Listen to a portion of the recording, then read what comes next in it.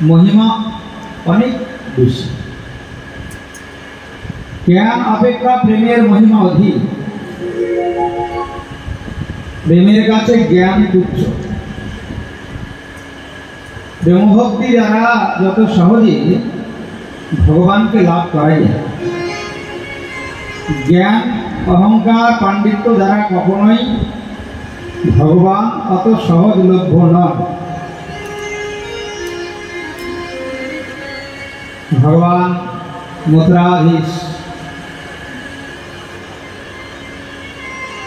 মথুরা থাকাকালীন চিন্তা করলেন, আমি যদি মথুরায় থেকে যাই, এখনো জরাসন্ধ বেঁচে আছে,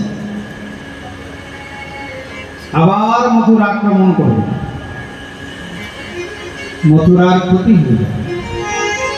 এই চিন্তা করে ভগবান সমুদ্রকে আহ্বান করলেন। সমুদ্রকে আহ্বান করে বললেন, তোমার বক্ষে আমায় একটু জায়গা দাও, আমি একটি নগরী নির্মাণ করতে চাই। সমুদ্র বললেন, প্রভু এটা আমার অহভাগ্য, আপনি আমার বক্ষে বিরাজ করবেন, নিত্য আপনার দর্শন পাবো, এর চাইতে বড় ভাগ্য আর কি হতে পারে। সমুদ্র জায়গা দিলেন। ভগবান বিশ্বকর্মাকে ডেকে বললেন, তুমি আমায় একটি সুন্দর নগরী নির্মাণ করে দাও। বিশ্বকর্মা ভগবানের আদেশে সমুদ্র বক্ষে সুন্দর সোনার দ্বারকা পুরী নির্মাণ করলেন। মথুরাধীশ কৃষ্ণ সমস্ত ব্রজবাসীদের নিয়ে, সমস্ত ভক্তগণ নিয়ে ভগবান চিরদিনের মতো মথুরা ত্যাগ করে চলে গেলেন দ্বারকায়। বিরাজমান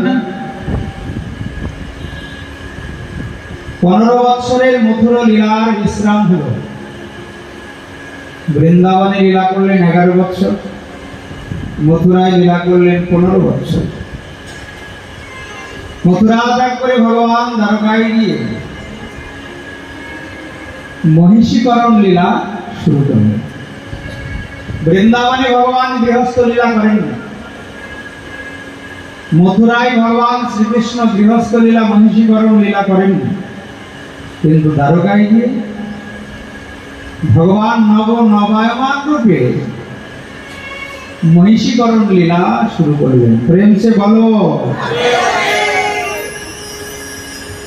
বিদর্ভ দেশের কন্যা ভীষ্মক নন্দিনী রুক্মিণী একবার নারদের মুখে ভগবান শ্রীকৃষ্ণের নামরূপ গুণ লীলা কথা শ্রবণ করেছে।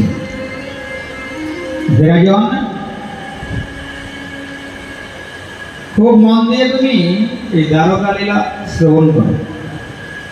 সুখদেব গোস্বামী রাজা পরীক্ষিতকে বলছেন, রাজন আজই তোমার জীবনের শেষ দিন, তক্ষক আসবে, তোমায় দংশন করবে, তোমাকে জগৎ থেকে বিদায় নিয়ে চলে যেতে হবে। এটাই জগতের নিয়ম। যার জন্ম হয় তার মৃত্যু নিশ্চিত। জাতস্যহি ধ্রুব মৃত্যু ধ্রুবম জন্ম মৃতস্য চ তস্মাৎ পরিহার্য হতে নাশতি তোমার। ওই জন্য শোক করে কোনো লাভ নেই, সেটাই জগতের নিয়ম। যারই জন্ম হবে দুদিন আগে আর পরে তাকেই জগৎ থেকে বিদায় নিতে হবে। বিদায় নেওয়ার পরে আবার তার জন্ম হবে। ধ্রুবম জন্ম মৃতস্য চ, মৃত্যুর পরে আবার নিশ্চিত তার জন্ম হবে। কিন্তু পরের জন্মটি কেমন হয়? এই জন্মে যে যেমন কর্ম করে যায়। প্রেম সে বলো। এই জন্মে যে মানুষের কর্ম করে যাবে, পরের জন্মে তার মানব জন্ম হবে। এই জন্মে যে পশুর মতো কর্ম করবে, পশুর মতো জীবনযাপন করবে, পরের জন্মে তার পশু কুলেই জন্ম হবে। মৃত্যুর সময় যে যা চিন্তা করে দেহ ত্যাগ করে, পরের জন্মে তার সেই দেহই লাভ হয়। জং জং ভাবে স্মরং ভাব তেজতন্তে কলে বরং তম তমে বৈতি কুন্তে ও সদা তদ্ভাব ভাব। ওই জন্য রাজন যে বুদ্ধিমান বুদ্ধিমতী সে কখনো পশুর মতো জীবনযাপন করে না, মানব ধর্ম পালন করে। মানুষের ধর্ম কি? ভগবানের ভজন করা, অহিংসা ধর্মে প্রতিষ্ঠিত হওয়া। যার মধ্যে 5টা গুণ থাকে তাকে মানুষ বলা হয়। 5টি গুণ কি কি? পরীক্ষিত বলছেন গুরুদেব 5টি গুণ না থাকলে মানুষ হবে না, বলছেন না। 9টা গুণ যার মধ্যে থাকে তাকে ব্রাহ্মণ বলা হয়। 26টি গুণ যার মধ্যে থাকে তাকে বৈষ্ণব বলা হয়। 32টি গুণ যার মধ্যে থাকে তাকে মহাপুরুষ বলা হয়। তাই বৈষ্ণব হতে গেলে, ব্রাহ্মণ হতে গেলে, বৈষ্ণব এবং মহাপুরুষ হতে গেলে আগে মানুষ হতে হবে। ভক্ত হতে গেলে আগে মানুষ হতে হবে। বিরাজন মন দিয়ে শোনো, মানুষের 5টা গুণ কি কি? মানুষের প্রথম গুণ হচ্ছে অহিংসা, দ্বিতীয় গুণ সত্য, তৃতীয় গুণ শৌচ, চতুর্থ গুণ অস্তেয়, পঞ্চম গুণ হলো সংযম। এই 5টা গুণ যার মধ্যে নাই তাকে মানুষ বলা যাবে না। আর এই পঞ্চগুণে যে প্রতিষ্ঠিত নয়, পরের জন্মে তার আর মানব জন্ম হয় না। 5টা গুণ থাকতেই হবে এই জন্মে, তবে পরের জন্মে মানব জন্ম হবে, তাছাড়া মানব জন্ম হবে। 5টা গুণ ভালো করে শ্রবণ করতে হবে। 5টা গুণ কি কি?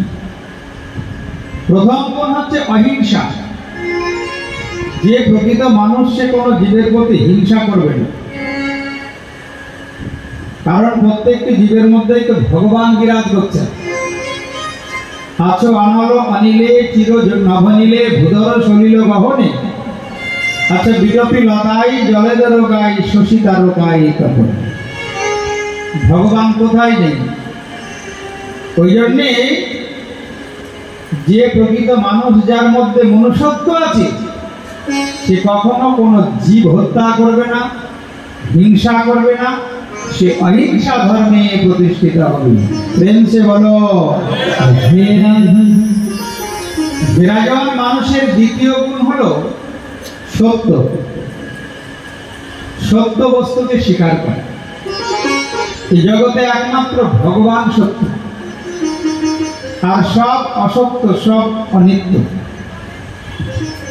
সেই নিত্য শাশ্বত সনাতন পুরুষ পরমানন্দ চিন্মূর্তি জগৎ অধিপতি অখিল ব্রহ্মাণ্ড নায়ক ভগবান শ্রীকৃষ্ণকে যে মানে না, তাকে যে ভালোবাসে না, সে কিন্তু মানুষ নয়। মানুষের তৃতীয় গুণ হচ্ছে শৌচ, মানে সদাচার, পবিত্রতা। যে সদাচার সম্পন্ন জীবন যাপন করে না, পবিত্রতা রক্ষা করে চলে না, সে কখনো মানুষ নয়, তার পশুকুলেই জন্ম হয় পরের জন্য। মানুষের চতুর্থ গুণ হচ্ছে অস্তেয়, মানে চুরি না করা। ভগবান গীতায় বললেন, অর্জুন আমায় যে না দিয়ে খায় সে হলো চোর, আর যে আমায় নিবেদন করে খায়, নিবেদন করে প্রসাদ পায়, সে হলো প্রকৃত মানুষ। হে অর্জুন, আমায় নিবেদন করে কেউ যদি না খায়, তাহলে তার গ্রাসে গ্রাসে পাপই ভক্ষণ হয়। যজ্ঞাশিষ্ট সন সন্ত মজ্জন্তে সর্বকিল মিশই ভঞ্জতে তু অঘম পাপ অচন্তি আত্মকারণ। গীতায় ভগবান পরিষ্কার বলেছেন, গীতা যদি কেউ মানে, গীতা যদি কেউ বোঝে, সে ভগবানকে না দিয়ে, নিবেদন না করে কোনো কিছু খেতে পারবে না। প্রেম সে বলো। ভগবানকে যেটা না দেওয়া যাবে সে কোনোদিন খেতে পারবে না। এটা তো আমি ভগবানকে দিতে পারি না। সেটা তো ভগবান গ্রহণ করেন। আমি কি করে তাহলে সেবা করব, কি করে খাবো? ভগবান বললেন, আমায় না দিয়ে যে খায় সে চোর। আমায় না দিয়ে যে সেবা করে গ্রাসে গ্রাসে পাপই ভক্ষণ করে। যত গ্রাস খাবার খাবে তত গ্রাস পাপ তার ভেতরে প্রবেশ করে। ওই জন্যে অস্তেয় মানুষের চতুর্থ গুণ, অর্থাৎ চুরি না করা। ভগবানের আলো বাতাস জলে যা কিছু তৈরি হয় ভগবানকে নিবেদন করে যারা খায় তারা হলো মানুষ। আর যারা নিবেদন করে না তারা মানুষ নাই। মানুষের আগে একটা অযোগ হয়ে যাবে, পরের জন্মে এসে আর মানব জন্ম লাভ করতে পারবে। পরের জন্মে মানব জন্ম লাভ করতে হলে মানুষের গুণ থাকতেই হবে, মানুষের মতো জীবনযাপন করতে হবে। অনেকে বলে মনে মনে করলেই হয়। আচ্ছা, মনে মনে করলে হবে? আচ্ছা, তুমি মনে মনে খাও তো পেট ভরে নাকি?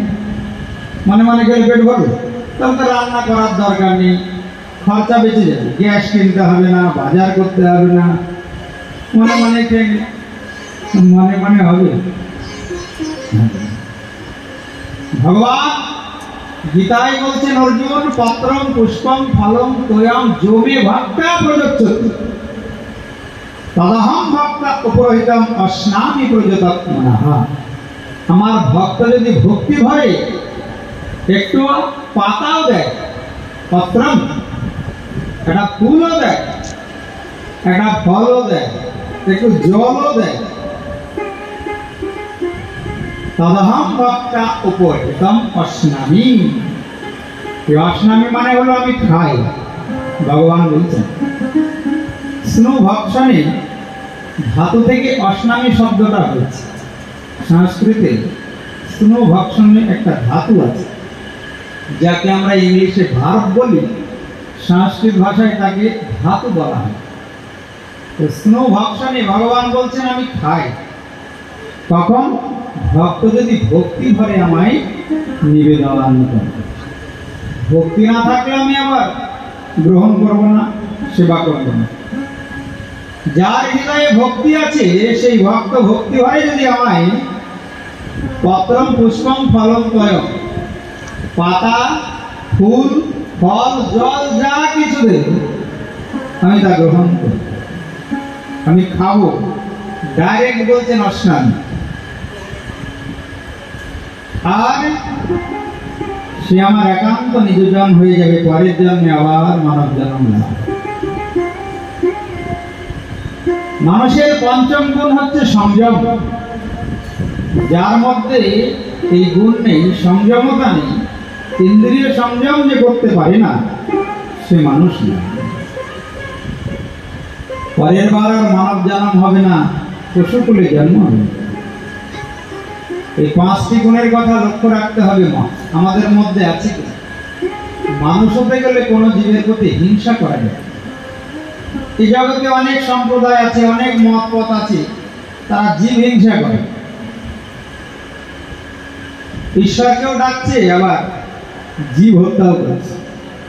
কেউ যদি কাউরি সন্তানকে হত্যা করে সন্তানের পিতামাতা খুশি হবে?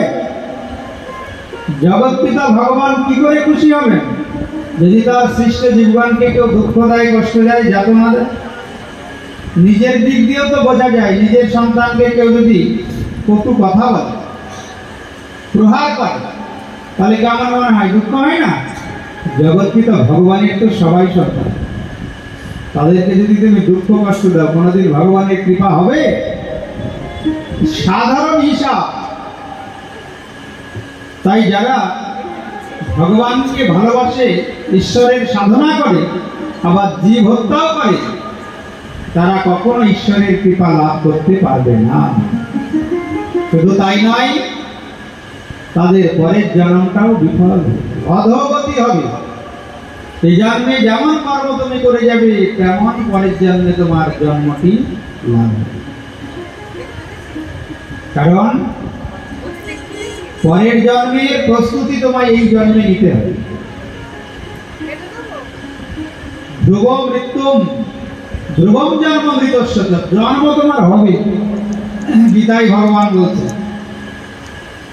জন্ম হলে মৃত্যু হবে, মৃত্যু হলে আবার জন্ম হবে, কিন্তু পরের জন্মটি কেমন হবে সেই প্রস্তুতি তোমায় এখনই নিতে হবে। প্রেম সে বলো।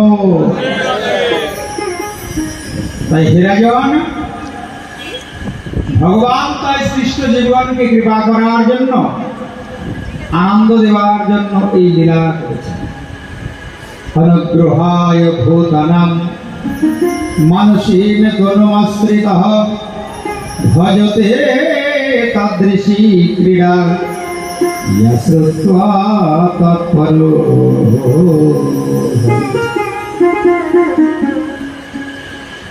ইয়া শ্রুত্বা তৎপরভাবে, যেন তার লীলার কথা শ্রবণ করে তার সৃষ্ট জীবন তাকে ভালোবাসে, তার প্রতি তৎপর হয়, তাকে আপন করে, তার সেবা করে। এই জন্য ভগবানের এই অপ্রাকৃত লীলা। ভগবান দ্বারকায় গিয়ে মহিষীকরণ লীলা শুরু করলেন রাজন। বৃন্দাবন লীলা শেষ করে মথুরায়, মথুরা লীলা শেষ করে ভগবান দ্বারকায় গিয়ে হলেন দ্বারকায়। শুরু হলো ভগবানের মহিষীকরণ লীলা। বিদর্ভ দেশের রাজা ভীষ্মক নন্দিনী রুক্মিণীকে হরণ করে দ্বারকায় এনে যথাবিধি অনুসারে বিবাহ করলেন। বৃন্দাবনে ভগবান ছিলেন রাধারমণ, দ্বারকায় হলেন রুক্মিণী রমণ। ছোটবেলা থেকে রুক্মিণী প্রতিজ্ঞা করেছিলেন কোন মরণশীল জীবকে আমি প্রতিরূপে বরণ করব না, যে আমায় কোনদিন ছেড়ে যাবে, দুঃখ দেবে, তাকে কখনো আমি প্রতিরূপে বরণ করব না। যে আমায় কোনদিন ছেড়ে যাবে না, যে আমায় জন্ম জন্মান্তর ধরে ভালোবাসবে, নিকটে থাকে, তাকেই আমি প্রতিরূপে ভালোবাসি। এই জগতে তো এমন কেউ নাই গো মা, আছে ছেড়ে যাবে না? স্ত্রী হোক, স্বামী হোক, ভাই হোক, বন্ধু হোক, একদিন ছেড়ে চলে যাবে। একমাত্র ভগবান জগৎ পিতা, জগৎপতি, যিনি জীবের জন্ম জন্মান্তরের বান্ধব, কোনদিন তিনি ছেড়ে যাবেন না। তমেব মাতা চ পিতা তমেব, তমেব বন্ধুশ্চ সখা তমেব, তমেব বিদ্যা দ্রবিণাম তমেব, তমেব সর্বম মম দেব দেব। তাই রুক্মিণী দ্বারকাধীশ কৃষ্ণকেই মন প্রাণ দিয়ে ভালোবাসে। তুমি আমার সব, তুমি আমার পিতা, তুমি আমার মাতা, তুমি আমার ভাই, তুমি আমার বন্ধু, তুমি আমার সখা, তুমি আমার সর্বস্ব ধন। তুমি ছাড়া জগতে আপন বলতে। তাই ভগবানকে যদি এইভাবে কেউ ভালোবাসে, ভগবান দ্বারকা লীলায় দেখাচ্ছে, ভগবান কখনোই তাকে চরণ ছাড়া করেন না। তাই রুক্মিণীকে হরণ করে তিনি যথাবিধি অনুসারে বিবাহ করলেন। দ্বারকায় হলেন রুক্মিণী রমণ। বল রুক্মিণী রমণ ভগবান কি। খুব মন দিয়ে ভগবানের মহিষীকরণ লীলা শ্রবণ করো, কি কিভাবে বিবাহ করেছিলেন, খুব মন দিয়ে শুনতে। সুখদেব গোস্বামী রাজা পরীক্ষিতকে বিবাহ লীলা শোনাচ্ছেন, কি কিভাবে ভগবান শ্রীকৃষ্ণ বিবাহ করেছিলেন। বিরাজন দ্বারকায় একজন ভক্ত বাস করতেন, তার নাম হলো সত্রাজিৎ। সেই সত্রাজিৎ ছিল সূর্য নারায়ণের ভক্ত। তো সূর্যদেব তপস্যায় সন্তুষ্ট হয়ে তাকে একটা সমন্তক মণি দান করেছিল। ওই সমন্তক মণি প্রত্যেক দিন 8 ভার সোনা দান করত। 1 ভার সমান 20 গ্রাম, 8 ভার মানে 160 গ্রাম। তো দেখতে দেখতে এই সূর্যনারায়ণের ভক্ত সত্রাজিৎ খুব ধনী হয়ে গেল। একদিন দ্বারকাধীশ কৃষ্ণ সত্রাজিৎকে ডেকে বললেন, তোমার তো অনেক ধন সম্পদ লাভ হয়েছে, তাহলে এই সমন্তক মণিটি রাজকোষে দান করো। রাজকোষে দান করলে প্রজাদের মঙ্গল হবে, প্রজারাও ধনী হয়ে যাবে। সত্রাজিৎ বললেন, আমি তপস্যা করে মণি লাভ করেছি, আর এই তোমার রাজকোষে আমি দান করব, ওটা হবে না। আমি ওই সমন্তক মণি দান করতে পারবো না। একদিন সত্রাজিতের ভাই প্রসেন ওই উজ্জ্বল সমন্তক মণি নিয়ে গেলেন শিকার করতে বনে। হিংস্র এক সিংহ সত্রাজিতের ভাই প্রসেনকে হত্যা করে মণিটা নিয়ে চলে গেল। কিছু দূর যেতে না যেতে একটা হিংস্র ভল্লুক জাম্ববান, সে ভল্লুকের নাম হলো জাম্ববান। সেই জাম্ববান নামক ভল্লুক আবার ওই সিংহকে হত্যা করে সিংহের নিকট থেকে ওই সমন্তক মণিটা নিয়ে চলে গেল। জাম্ববানের একটা বিরাট গুহা ছিল, গুহার মধ্যে প্রবেশ করেছে জাম্ববান মণি নিয়ে। জাম্ববানের ছোট্ট কন্যা জাম্ববতী ছুটে এসে বলে, পিতা আমাকে ওই মণিটা দাও, উজ্জ্বল মণি নিয়ে আমি খেলবো। এখন জাম্ববান ওই সমন্তক মণিটি স্নেহের ছোট্ট কন্যা জাম্ববতীকে দান করল। জাম্ববতী প্রত্যেকদিন উজ্জ্বল মণি নিয়ে খেলা করে। আর এদিকে দ্বারকায় চারিদিকে ছড়িয়ে পড়ল যে সমন্তক মণি আর দ্বারকায় নেই। কোথায় না, সমন্তক মণি আর সত্রাজিতের কাছে নেই। সত্রাজিতের ভাই প্রসেন ওই সমন্তক মণি নিয়ে গিয়েছে বনে শিকার করতে, আর ফিরে আসে না, আর ফিরে আসে না। কি হলো কি হলো কি হলো? একদিন গভীর রজনীতে সত্রাজিৎ তার পত্নীকে বলছে, দেখো আমার মনে হয় ওই মণিটা দ্বারকাধীশ কৃষ্ণ আমার কাছে চেয়েছিল, আমি মণিটা দিইনি, ওই জন্য আমার ভাই প্রসেনকে হত্যা করে ওই মণিটা কৃষ্ণই লুকিয়ে রেখেছে। দেখো এই কথার কিন্তু কোনো প্রমাণ নেই, আমার মনে হলো তাই বললাম, তুমি কিন্তু কাউকে বলো না। বারবার নিষেধ করছে সত্রাজিৎ তার পত্নীকে, কিন্তু মায়েদের পেটে তো সহজে কথা থাকে না, ঋষির অভিশাপ আছে, মায়েরা কথা কোনো কথা গোপন রাখতে পারবে না। যতই চেষ্টা করুক কথা বেরিয়ে, মায়েরা যদি কথা গোপন রাখতে পারত তাহলে রাবণ অত সহজে মারা যেত না। রাবণ কিন্তু মারা গিয়েছিল পত্নী মন্দোদরীর কথায়। এই মন্দোদরী রাবণের মৃত্যুর আসল কারণ। রাবণের যে মৃত্যু বান, রাবণ স্ফটিক স্তম্ভের মধ্যে লুকিয়ে রেখেছিলেন। একদিন মন্দোদরী বলছে, আচ্ছা সবার মৃত্যু হয়, তোমার মৃত্যু হয় না? রাবণ বলছে, আরে আমি তো অমর। আচ্ছা তুমি অমর? এই জগতে তো কেউ অমর নয়। আচ্ছা স্বামী তুমি কি করে অমর হলে বলো? রাবণ বলছে, দেখ আমি বলতে পারি, কিন্তু কাউকে কিন্তু বলা যাবে না, কাউকে যদি তুমি বলে দাও তাহলে আমি বলবো না। বলছে, না না, আমাকে করে তোমার বিশ্বাস নেই, আমি কাউকে বলবো? আমি কথা দিলাম বলবো না। এবার রাবণ বলে দিই যে এই স্ফটিক স্তম্ভের মধ্যে আমার মৃত্যুবান লুকানো আছে, এটা কেউ জানে না। যারা ওই স্ফটিক স্তম্ভ তৈরি করেছে তাদের সবকে আমি হত্যা করেছি। যত মিস্ত্রি ওই স্ফটিক স্তম্ভ তৈরি করেছিল সবকে রাবণ হত্যা করেছে, যেন বাইরে খবর না।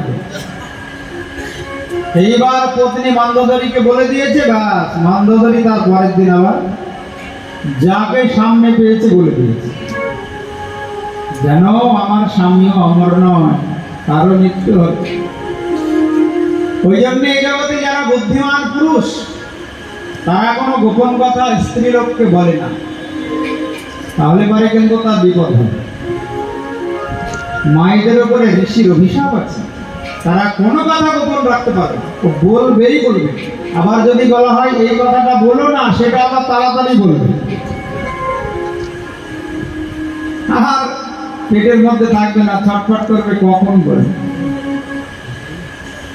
এখন সত্রাজিতের পত্নী বলে দিয়েছে ঘাটে স্নান করতে গিয়ে যে, জানো আমার স্বামী গত রাত্রে বলেছে ওই যে দ্বারকাধীশ কৃষ্ণ মণি চেয়েছিল আমার স্বামী দেয়নি,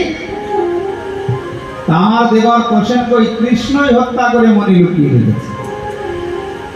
এই কথা কয়েকদিনের মধ্যে সারা দ্বারকা ছড়িয়ে গেল। একদিন রুক্মিণী কৃষ্ণকে ডেকে বলছে, প্রাণনাথ তুমি নাকি হত্যাকারী, সত্রাজিতের ভাই প্রসেনকে হত্যা করে মণি লুকিয়ে রেখেছে। কৃষ্ণ বলে, আমি কিছুই জানি না, আমি হত্যাকারী হয়ে গেলাম। সোজা সত্রাজিতের কাছে গিয়ে কৃষ্ণ বলছেন, আচ্ছা বলো এই মণি তুমি কাকে দিয়েছিলে? সত্রাজিৎ বলছে, আমার ভাই প্রসেনকে দিয়েছি। প্রসেন কোথায় গেল? বলে বনে গিয়েছি শিকার করতে।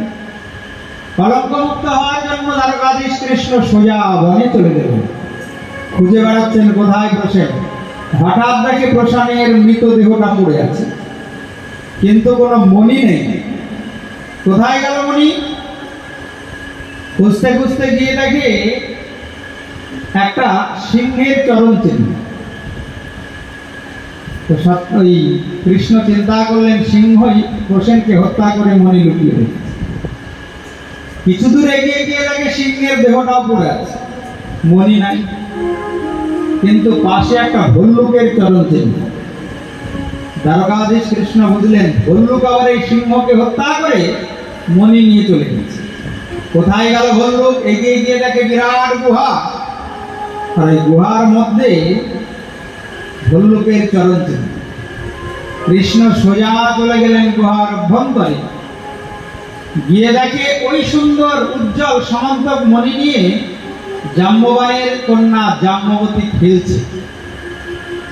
কৃষ্ণ সোজা জাম্ববানের কাছে গিয়ে বললেন, জাম্ববান ওই মণিটা আমায় দিতে হবে,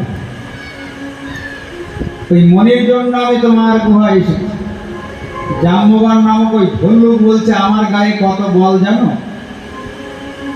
ওই মণি নিতে গেলে আমাকে যুদ্ধে পরাজিত করতে হবে, তারপরে আমি তোমাকে ওই মণি দেব। শুরু হলো যুদ্ধ। যুদ্ধে কেউ কাউকে আর পরাজিত করতে পারে না। 5 দিন, 10 দিন, 15 দিন, 20 দিন, 25 দিন, 27 দিন হয়ে গেল, চলছে যুদ্ধ। দ্বারকাধীশ কৃষ্ণকেও জাম্ববান পরাজিত করতে পারে না, জাম্ববানকেও দ্বারকাধীশ কৃষ্ণ দুর্বল করতে পারে না। 28 দিনের দিন এমন ভাবে আঘাত করলেন কৃষ্ণ, সঙ্গে সঙ্গে জাম্ববান অচেতন হয়ে গেলেন। চেতনা ফিরতেই, জ্ঞান ফিরতেই জাম্ববান বলছেন, আচ্ছা বলো তো তুমি কে?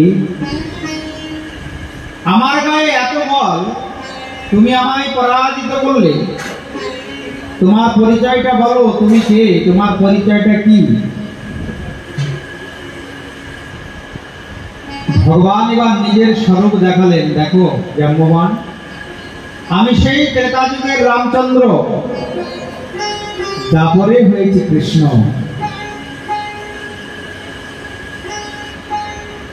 এই যে তোমার সঙ্গে আমার যুদ্ধ হলো, এই যুদ্ধটা আমার ইচ্ছাতে হয়েছে। বলছে, প্রভু তোমার ইচ্ছায় হয়েছে? ত্রেতা যুগে জাম্ববান, আমি তোমায় জিজ্ঞাসা করেছিলাম, আমি তো লীলাশঙ্ক করে চলে যাব, বলো জাম্ববান তুমি কি চাও? ত্রেতা যুগে তুমি কি বলেছিলে মনে আছে? তুমি বলেছিলে, হে রামচন্দ্র, আমি তোমার সঙ্গে যুদ্ধ করতে চাই। কিন্তু ত্রেতা যুগে তো আমি ছিলাম মর্যাদা পুরুষোত্তম, মর্যাদা রক্ষার্থে আমি তোমার সঙ্গে যুদ্ধ করিনি, কিন্তু আমি কোনো ভক্তের অভিলাষ অপূর্ণ রাখি। তাই কৃষ্ণ অবতারে আমি যুদ্ধ করে তোমার মনোবাসনা পূর্ণ করে দিলাম।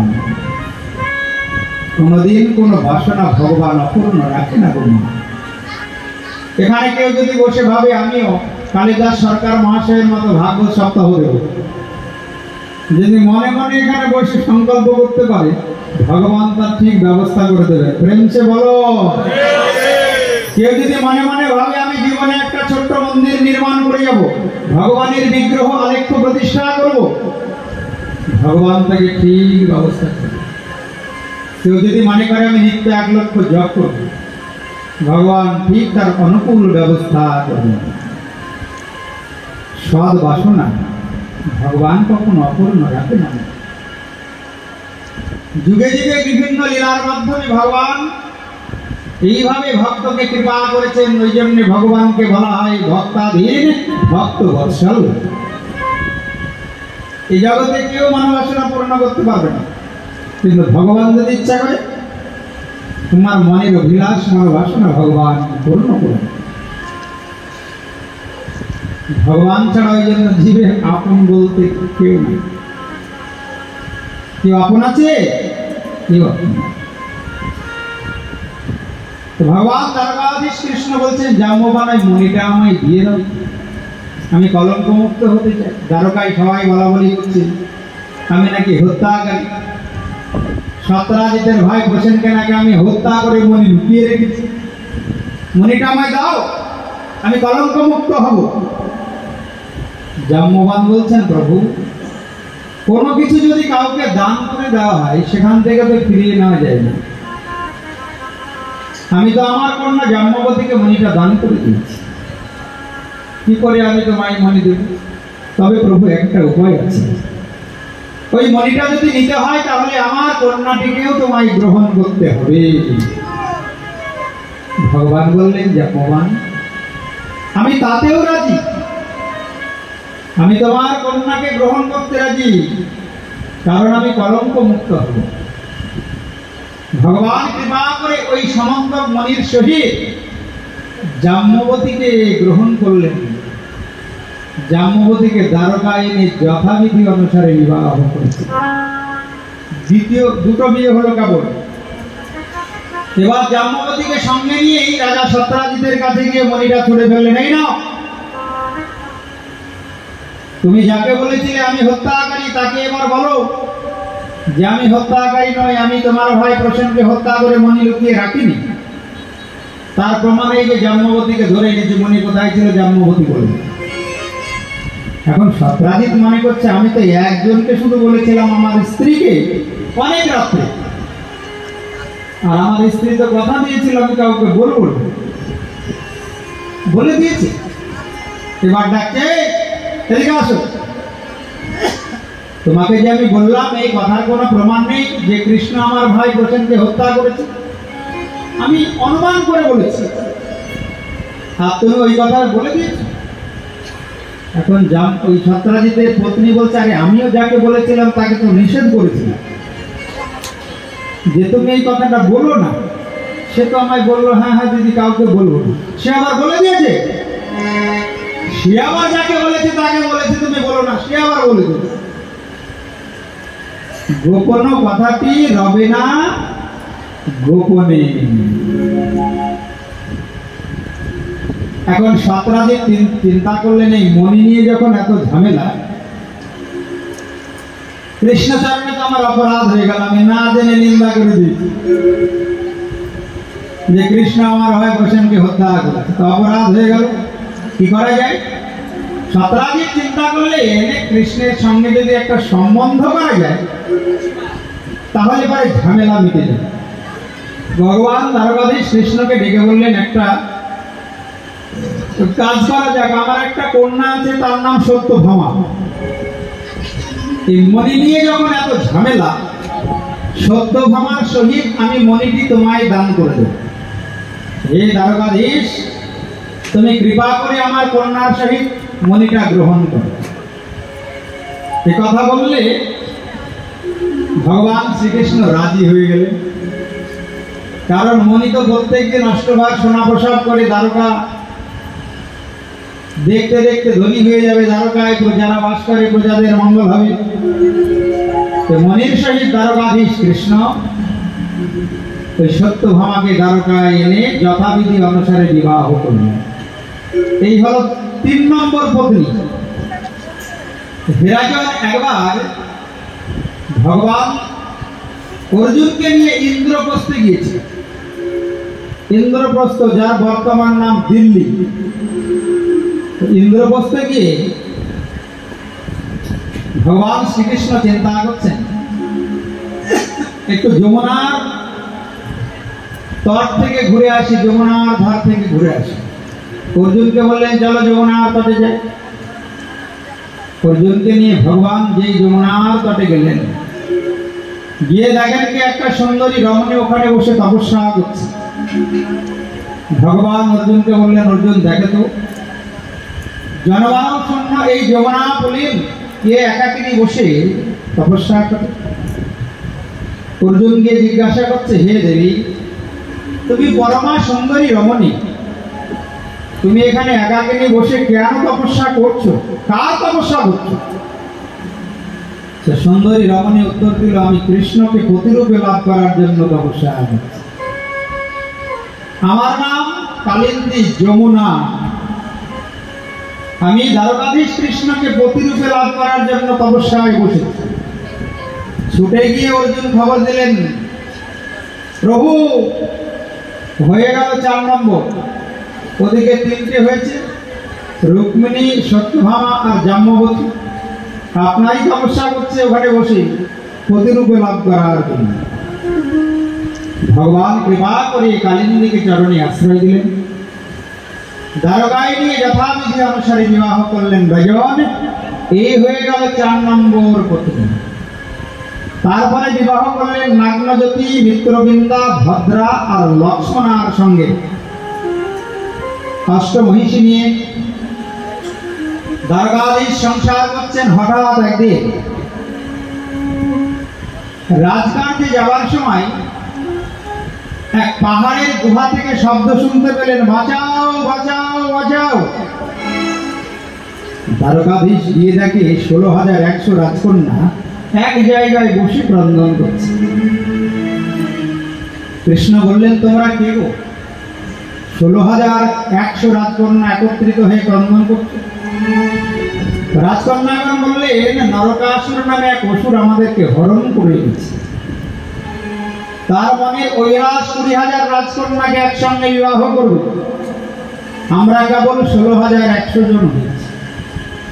হে দ্বারকাধীশ, আপনার চরণে আমরা শরণাগত, আপনি আমাদের বিপদ থেকে রক্ষা করুন। দ্বারকাধীশ কৃষ্ণ নরকাসুরকে বধ করে 16,100 রাজকন্যাকে দ্বারকায় নিয়ে গিয়ে যথাবিধি অনুসারে বিবাহ করেছিলেন। বিরাজন এই হয়ে গেল 16,108 রাজমহিষী। খুব মন দিয়ে শোনো ভগবানের গৃহস্থ লীলা। এই সংসারে মানুষ একজনেরই মনোবাসনা পূর্ণ করতে পারে না সারা জীবন, একজনকে খুশি করতে পারে না। কিন্তু ভগবান শ্রীকৃষ্ণ দ্বারকা লীলায় একসঙ্গে 16,108 মহিষীর পত্নীর মনোবাসনা পূর্ণ করে চলেছেন, কাউরি কোনো অভাব নেই। ওই জন্য তাকে বলা হয় ভগবান।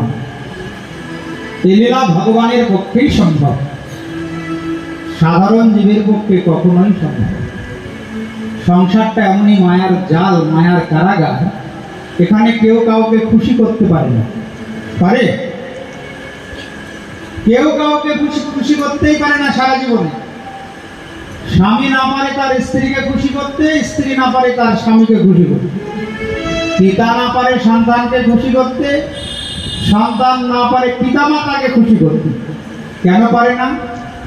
কারণ এক একজনের মনের চিন্তা ভাবনা এক এক রকম। প্রেম সে বলো, খুব মন দিয়ে শোনো রাজন। এই সংসারের ভালোবাসা চিরদিন স্থায়ী হয় না। ভালোবাসা কেন স্থায়ী হয় না? না, সবাই তো জীবাত্মা, সবাই কিন্তু সমান, কি স্ত্রী কি পুরুষ, সবার দেহে ওই আত্মার সম পরিমাণ রূপে বিরাজমান। আত্মার পরিমাণ কতটা? না, কৃষাগ্র শতভাগস্য শতধা কল্পিতস্য। একটা চুলের অগ্রভাগকে 10,000 ভাগ করলে যতটুকু হবে ততটুকু আত্মার পরিমাণ। যে আত্মা দেহে আছে বলে দেহটা চলাফেরা করছে, ওই আত্মা এতই ছোট, সূক্ষ্মাতি সূক্ষ্ম, অনবীক্ষণ যন্ত্রের দ্বারা ওই আত্মাকে দর্শন করা যায় না। কেশাগ্র শতভাগস্য শতধা কল্পিতস্য, যেটা চলে গেলে বলো হরি হরি বল করে শ্মশানে নিয়ে যাওয়া হবে, সে আত্মা এত ছোট, কখনো অনবীক্ষণ যন্ত্রের দ্বারা দেখা যায় না। নৈনাম ছিন্দন্তি শস্ত্রাণি নৈনাম দহতি পাবকঃ নচ এনাম ক্লেদয়ং তাপ ন শোষয়তি মারুতঃ। ভগবান অর্জুনকে বলছেন গীতায়, অর্জুন এই জীবাত্মার পরিমাণ এত ছোট, এই আত্মাটাকে অস্ত্রের দ্বারা কাটা যায় না, ছেদন করা যায় না। নৈনাম দহতি পাবকঃ, এই আত্মাকে কখনো আগুনে পোড়ানো যায় না, জলে ভেজানো যায় না, এই আত্মাকে কখনো বায়ুর দ্বারা শুষ্ক করা যায় না।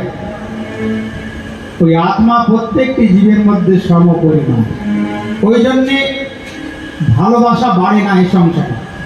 ওই জন্যে একজনকে আর একজন খুশি করতে পারে না, দুজনেই তো সমান সমান, ভালোবাসা বাড়বে কি করে?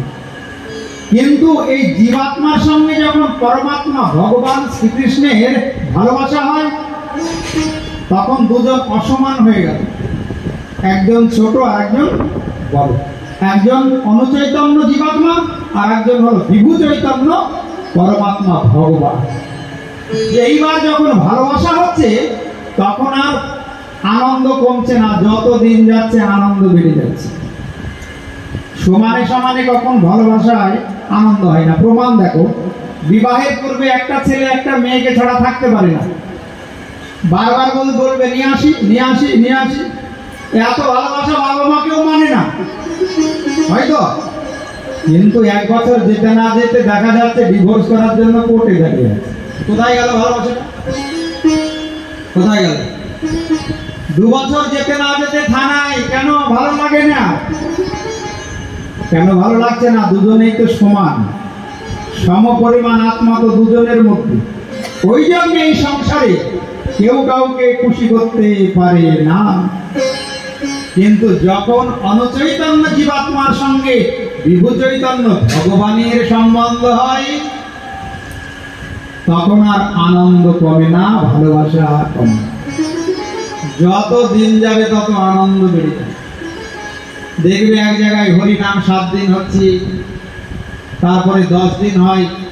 কালীগঞ্জে একটা জায়গা আছে বিজয়শ্রী মন্দির, সেখানে 1 মাস হরিনাম হয়। 1 মাস ওই একই হরে কৃষ্ণ না। কিন্তু কেউ কখনো বলে না অরুচি হয়েছে, বলে একই ভাগবত সপ্তাহ কত জায়গায় হচ্ছে, টিভিতে হচ্ছে, মোবাইলে হচ্ছে, কিন্তু কেউ কি কখনো বলে অরুচি হয়েছে? আচ্ছা মা বলুন তো, অরুচি হলে এত ভক্ত 7 দিন এখানে আসছে কেন? কারণ ভালোবাসাটা হয়েছে জীবাত্মার সঙ্গে পরমাত্মা। ওই জন্য ভালোবাসা কখনো কমে না, আনন্দ কমে না। কিন্তু যখন এই জগতের কেউ কাউকে ভালোবেসে আনন্দ পেতে চাইবে, তার পরিণামে দুঃখ আসে এই সংসারে। ওই জন্য ভালোবাসা বলে কিছু নাই। ওই জন্য কাউকে খুশি করার উপায় নাই। প্রেম সে বলো ভাই, এই জগতে আনন্দ নাই। আনন্দ পেতে গেলে আনন্দময় ভগবান শ্রীকৃষ্ণের সঙ্গে সম্বন্ধ করতে হবে। তাছাড়া এই জগতে কাউরি কাছ থেকে আনন্দ যদি তুমি আশা করো, পরিণামে দুঃখ পাবে। রেডি থাকো 2 দিন আগে আর পরে। তাই ভগবান একসঙ্গে 16,108 মহিষীকে আনন্দে রেখেছেন দ্বারকায়। সুখদেব গোস্বামী রাজা পরীক্ষিতকে বলছেন, রাজন প্রথম পত্নী রুক্মিণীর গর্ভ থেকে একটি পুত্র সন্তানের জন্ম হলো, তার নাম হলো প্রদ্যুম্ন। ওই প্রদ্যুম্ন হলো সাক্ষাৎ কামদেব। মহাদেবের প্রধান হলে রতিপতি মদন শ্রীকৃষ্ণের পুত্র রূপে রুক্মিণীর গর্ভে প্রদ্যুম্ন রূপে জন্মগ্রহণ করেছিলেন। এইবার শুরু হলো এক একটা করে মহিষীর সন্তান জন্ম দাও। এক একটা মহিষীর 10টি করে পুত্র, একটা করে কন্যা হয়েছিল। তাহলে একজনের যদি 11টা হয় তাহলে 16,108 জন। এইভাবে যদু বংশ বৃদ্ধি পেতে লাগে। যখন রুক্মিণীর পত্নী কৃষ্ণের পত্নী রুক্মিণীর গর্ভে প্রদ্যুম্ন এলো, রুক্মিণী পরমা সুন্দরী হয়ে গেলেন, কারণ সাক্ষাৎ কামদেব পুত্র রূপে জন্ম নিচ্ছে। ওই প্রদ্যুম্নের জন্ম হলো যখন 6 দিন বয়স।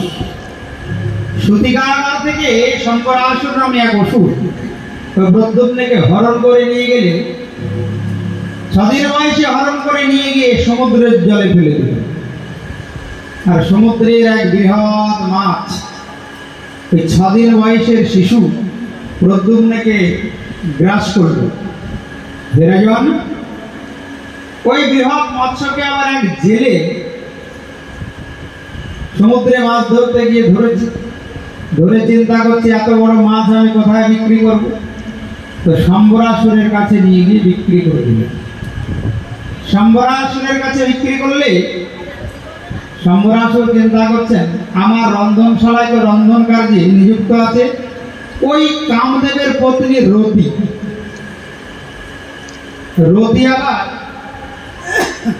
ভোলানাথকে বলেছিলেন তুমি যে আমার পতি কামদেবকে অভিশাপ দিলে যে ভস্ম হয়ে যাও, আমি কি করে বাঁচবো, আমি কি নিয়ে থাকবো।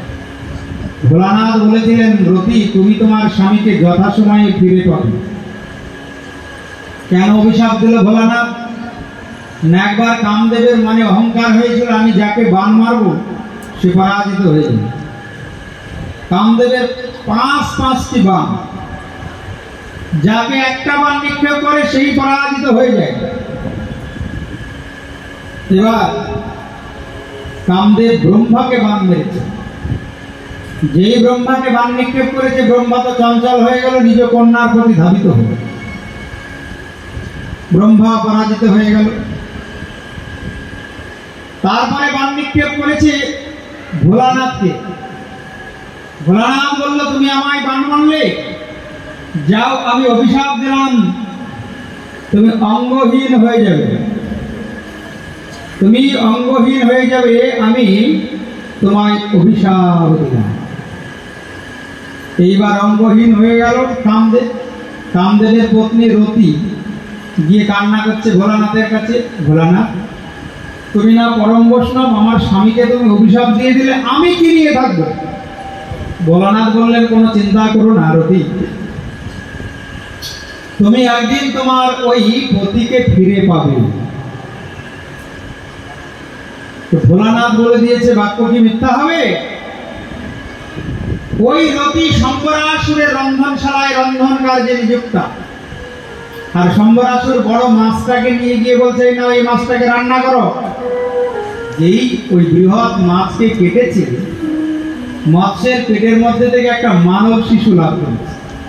ওই শিশুটাকে ওই রতিরই স্বামী কামদেব প্রদ্যুম্ন রূপে জন্ম নিয়েছিল রুক্মিণীর গর্ভে। 6 দিন বয়সে শম্বরাসুর হরণ করে সমুদ্রের জলে নিক্ষেপ করেছে আর মাছে গিলে গিয়ে ওই মাছটাকে যেই কেটেছে রতি, দেখে মাছের পেটের মধ্যে একটা ছোট্ট শিশু। চিন্তা করলেন আমার তো কেউ নাই, এই শিশুটিকে আমি লালন পালন করব, পুত্রের মতো ভালোবাসি। এবার স্নেহ মায়া মমতা দিয়ে বড় করে তুলেছে। যেই ওই প্রদ্যুম্ন যৌবনে পদার্পণ করেছে, নারদ শম্বরাসুরের রন্ধনশালায় গিয়ে নারায়ণ নারায়ণ নারায়ণ বলে কীর্তন করা শুরু করেছে। তো রতি বলছে দেবর্ষিগণ হঠাৎ আপনার আগমন, নারায়ণ বলছে, আমি একটা গোপন সংবাদ দিতে এলাম রতি। তুমি যাকে পুত্র রূপে ভালোবাসো ওটা কিন্তু তোমার পুত্র নয়, ওটা তোমার স্বামী। ওটা তোমার পুত্র নয়, যাকে তুমি মাছের পেটের মধ্যে পেয়েছো ওটা তোমার স্বামী। শম্বরাসুর তাকে 6 দিন বয়সে হরণ করে সমুদ্রের জলে নিক্ষেপ করেছিল। আর ওই যে মাছের পেটের মধ্যে তুমি পেয়েছো ওই মাছটা গিলে খেয়ে ফেলেছে। এই কথা যেই প্রদ্যুম্ন শুনেছে যে শম্বরাসুর 6 দিন বয়সে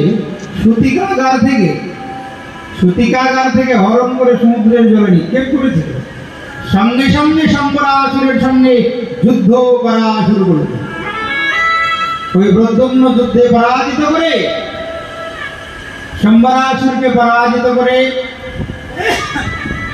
রতিকে নিয়ে দ্বারকায় চলে গেলেন। অনেক দিন পরে পুত্র এবং পুত্রবধূ দ্বারকায় ফিরে এসেছে। কৃষ্ণ এবং রুক্মিণীর মনে আনন্দ হল। দ্বারকায় সকলেই আনন্দে ভাসমান হলেন। রাজন এইভাবে দ্বারকায় ভগবান লীলা করে চলেছেন। একদিন দ্বারকাধীশ কৃষ্ণ চিন্তা করছেন, দেখি তো রুক্মিণী আমায় কতটা ভালোবাসে। ছোটবেলা থেকে নাকি প্রতিজ্ঞা করেছিল কোনো মরণশীল জীবকে ভালোবাসবে না, মন দেবে না। দেখি তো তার ভালোবাসার গভীরতা কতটুকু। ভগবান পরীক্ষা নিচ্ছেন। ভক্তকে কৃপা করার পূর্বে ভগবান কিন্তু পরীক্ষা নেয় গো মা। এই হলো ভগবান শ্রীকৃষ্ণের লীলা। যে করে আমার আশ তার করে সর্বনাশ, যদি না ছাড়ে পাশ আমি হই তার দাসের অনুদাস। ওই জন্য ভক্তের জীবনে অনেক পরীক্ষা আসে, অনেক দুঃখ সহ্য করতে হয় ভক্তকে। এই হলো ভগবানের পরীক্ষা। পরীক্ষা না দিলে কখনো কেউ উঁচু জায়গায় যেতে পারে, উঁচু পদ লাভ করতে পারে? অনেক কষ্ট করলে তবে একটা শ্রেষ্ঠ পদ, শ্রেষ্ঠ আসন লাভ হয়। ভগবান বলেন, তোমরা যদি বাজারে একটা মাটির পাত্র কিনতে যাও, ভালো করে পরীক্ষা করে কেন। আর আমার চরণ কমল দেবদুর্লভ বস্তু, আমি যাকে দান করব, ওই চরণ কমলে আমি যাকে আশ্রয় দেবো তাকে একটু পরীক্ষা নেব না? ওই জন্য ভক্তের জীবনে অনেক পরীক্ষা আসে। ভক্তকে পরীক্ষা দিতে হয়। পরীক্ষা ছাড়া কখনো ভগবানের কৃপা লাভ হয়। তাই দ্বারকাধীশ কৃষ্ণ রুক্মিণীর ভালোবাসার পরীক্ষা নিচ্ছেন। রুক্মিণীকে নিকটে নিয়ে বলছেন, রুক্মিণী তুমি রাজকন্যা হয়ে একটা রাখালকে মন দিলে। তুমি তো জানো বৃন্দাবন লীলায় আমি গরু চড়াতাম, গোচারণে যেতাম, রাখাল বেশি। রাজকন্যা হয়ে তুমি একটা রাখালকে ভালোবাসো। আর তুমি এত সুন্দর রূপবতী গুণবতী একটা কালো রাখালকে মন দিলে। দেখো তো আমার দিকে চেয়ে, আমার রং কেমন? শ্যামবর্ণ কালো, আর তুমি কত পরমা সুন্দরী রাজকন্যা। এত সুন্দরী রূপবতী গুণবতী হয়ে তোমার এই কালো মানুষটাকে ভালো লাগলো? হ্যাঁ? রুক্মিণী বলছেন, প্রাণনা এই কালো রঙের মধ্যে সব রং থাকে। কেউ যদি অনেকগুলি রঙকে একত্রিত করে মেশায়, তাহলে কোন রং হবে? এই কালো রঙই। ওই জন্য তোমার মধ্যে সব রং বিরাজ করছে। কৃষ্ণ একটা একটা করে প্রশ্ন করছে, রুক্মিণী উত্তর দিচ্ছে। আমি রাখালকে ভালোবাসিনি, রাখাল রাজাকে ভালোবেসেছি। প্রেম সে বলো। রাখালের মধ্যেও যিনি রাজা শ্রেষ্ঠ, যিনি গো পালক, যিনি নিত্য গোচারণে যান, আমি তাকে মন দিই। যে গো মাতার মধ্যে 33 কোটি দেবতা বিরাজ করে, আমি যেমন তেমন রাখাল রাজাকে মন দিই। যার মধ্যে 33 কোটি দেবতা বিরাজ করেন, সেই গোমাতাকে নিয়ে যে নিত্য গোচারণে যায়, সে কত শ্রেষ্ঠ। ওই জন্য আমি এতটুকু ভুল করিনি। কৃষ্ণ বলছেন সে নয় তো হলো, কিন্তু একটা চোরকে তুমি ভালোবাসলে। দেখুন কৃষ্ণ পরীক্ষা নিচ্ছে, বলছে চোর, বলছে হ্যাঁ আমি চোর না। বৃন্দাবনে যাও না, দেখবে কত বদনাম, আমার নামে কত বদনাম। ব্রজে প্রসিদ্ধম নবনীত চৌরাম গোপাং গণানাম দুকুল চৌরম অনেক জন্মার্জিত পাপ চৌরম।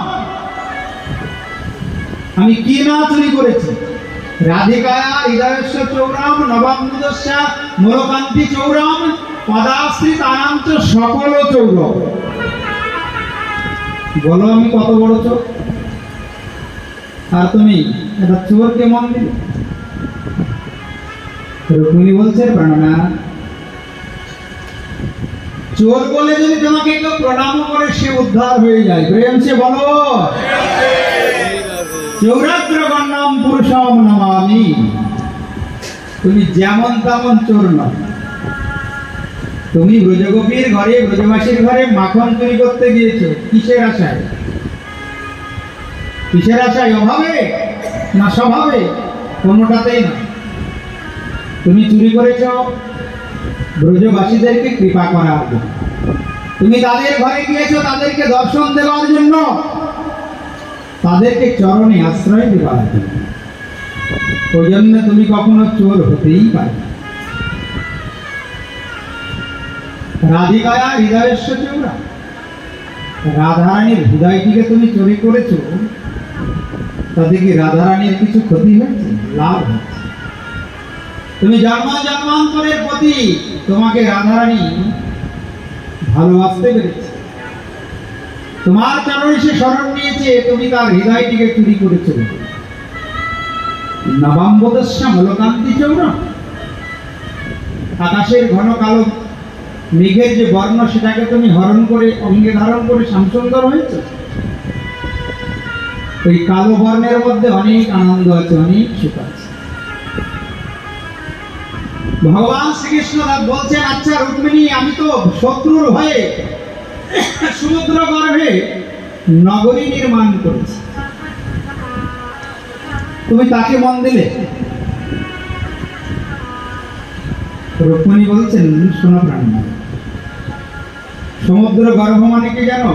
জীবের হৃদয় সিংহাসন, হৃদয়ের মধ্যস্থান। অর্থাৎ প্রত্যেকটি জীবের হৃদয় সমুদ্রে, হৃদয় মাঝে, হৃদয়ের অতি গভীরে তোমার বাসস্থান। শুধু যে সমুদ্রের গভীরে অর্থাৎ সমুদ্রের মাঝে তুমি বসবাস করো তা নয়, তুমি প্রত্যেকটি জীবের হৃদয় মাঝেই বিরাজমান। প্রাণনা, তোমার পাদপদ্ম মধুধারার আস্বাদন যে রমণী করেনি, সেই পারে তোমাকে ত্যাগ করে ওই নশ্বর দেহধারী কোন পুরুষের পত্নী হতে। এই কথা যেই বলেছে না, কৃষ্ণ দুর্বল হয়ে গেছে। এবার আমি একটা মান একমাত্র তোমাকেই দিয়েছি, আমি এতটুকু ভুল করি। এই জগতের কাকে মন দেব বলো? যাকে মন দেব সেই দুঃখ দেব। একমাত্র তোমাকে মন দিয়ে ভালোবাসলে, তোমার চরণে শরণ নিলে কখনো কোনোদিন দুঃখ পেতে হবে না। তাই তোমার পাদপদ্ম মধুধারার আস্বাদন যে রমণী করে নাই, তোমার পাদপদ্মে যে শরণ গ্রহণ করে নাই, সেই পারে তোমাকে ত্যাগ করে কোন নশ্বর দেহধারী পুরুষের স্ত্রী হতে। যার মধ্যে তত্ত্বজ্ঞান আছে, দিব্যজ্ঞান আছে, সে কখনোই নশ্বর দেহধারী যে দুঃখ দেবে, যে কদিন পরে ছেড়ে পালাবে, তাকে কখনো প্রতিরূপে গ্রহণ করবে। সে তোমাকেই ভালোবাসবে মরম প্রাণী, কারণ তুমি বড় সুন্দর। তুমি সুন্দর তাই চেয়ে থাকি প্রিয়, সে কি মোর অপরাধ? তুমি জানো না তুমি কত সুন্দর। যে রূপের এক বাণ ডোবাই ত্রিভুবন, সর্বপ্রাণী করে আকর্ষণ। তোমার এই রূপ যে একবার দর্শন করে, তুমি যাকে কৃপা করে দর্শন দাও, তার নয়নে জগতের আর কোনো রূপ ভালো লাগবে না।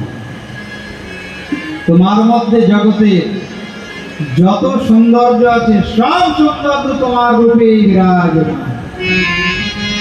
তুমি সুন্দর তাই চেয়ে থাকি প্রিয়, সে কি মোরা পোরা। তুমি সুন্দর তাই চেয়ে থাকি প্রিয়, সে কি মোরা। তুমি সুন্দর তাই চেয়ে থাকি প্রিয়, সে কি মোরা পোরা। তুমি সুন্দর তাই চেয়ে থাকি প্রিয়, সে কি মোরা। চাঁদের চাহে চকরে, চাঁদের চকরি করে না তো পূজা। তুমি সুন্দর তাই চেয়ে থাকি তুমি সুন্দর তাই চেয়ে থাকি প্রিয়, সে কি মোরা। মেরিতে তোমার রূপ মনোহর, পেয়েছি যে আঁকি ওগো সুন্দর। মেরিতে তোমার রূপ মনোহর, পেয়েছি যে আঁকি ওগো সুন্দর। মেরিতে তোমার রূপ মনোহর, পেয়েছি যে আঁকি ওগো সুন্দর। মেরিতে তোমার রূপ মনোহর, পেয়েছি যে আঁকি ওগো সুন্দর। মিটিতে দাও হে প্রিয়তম, মিটিতে দাও হে প্রিয়তম নয়নে। তুমি সুন্দর তাই চেয়ে থাকি প্রিয়, সে কি মোরা। তুমি সুন্দর তাই চেয়ে থাকি প্রিয়, সে কি মোরা।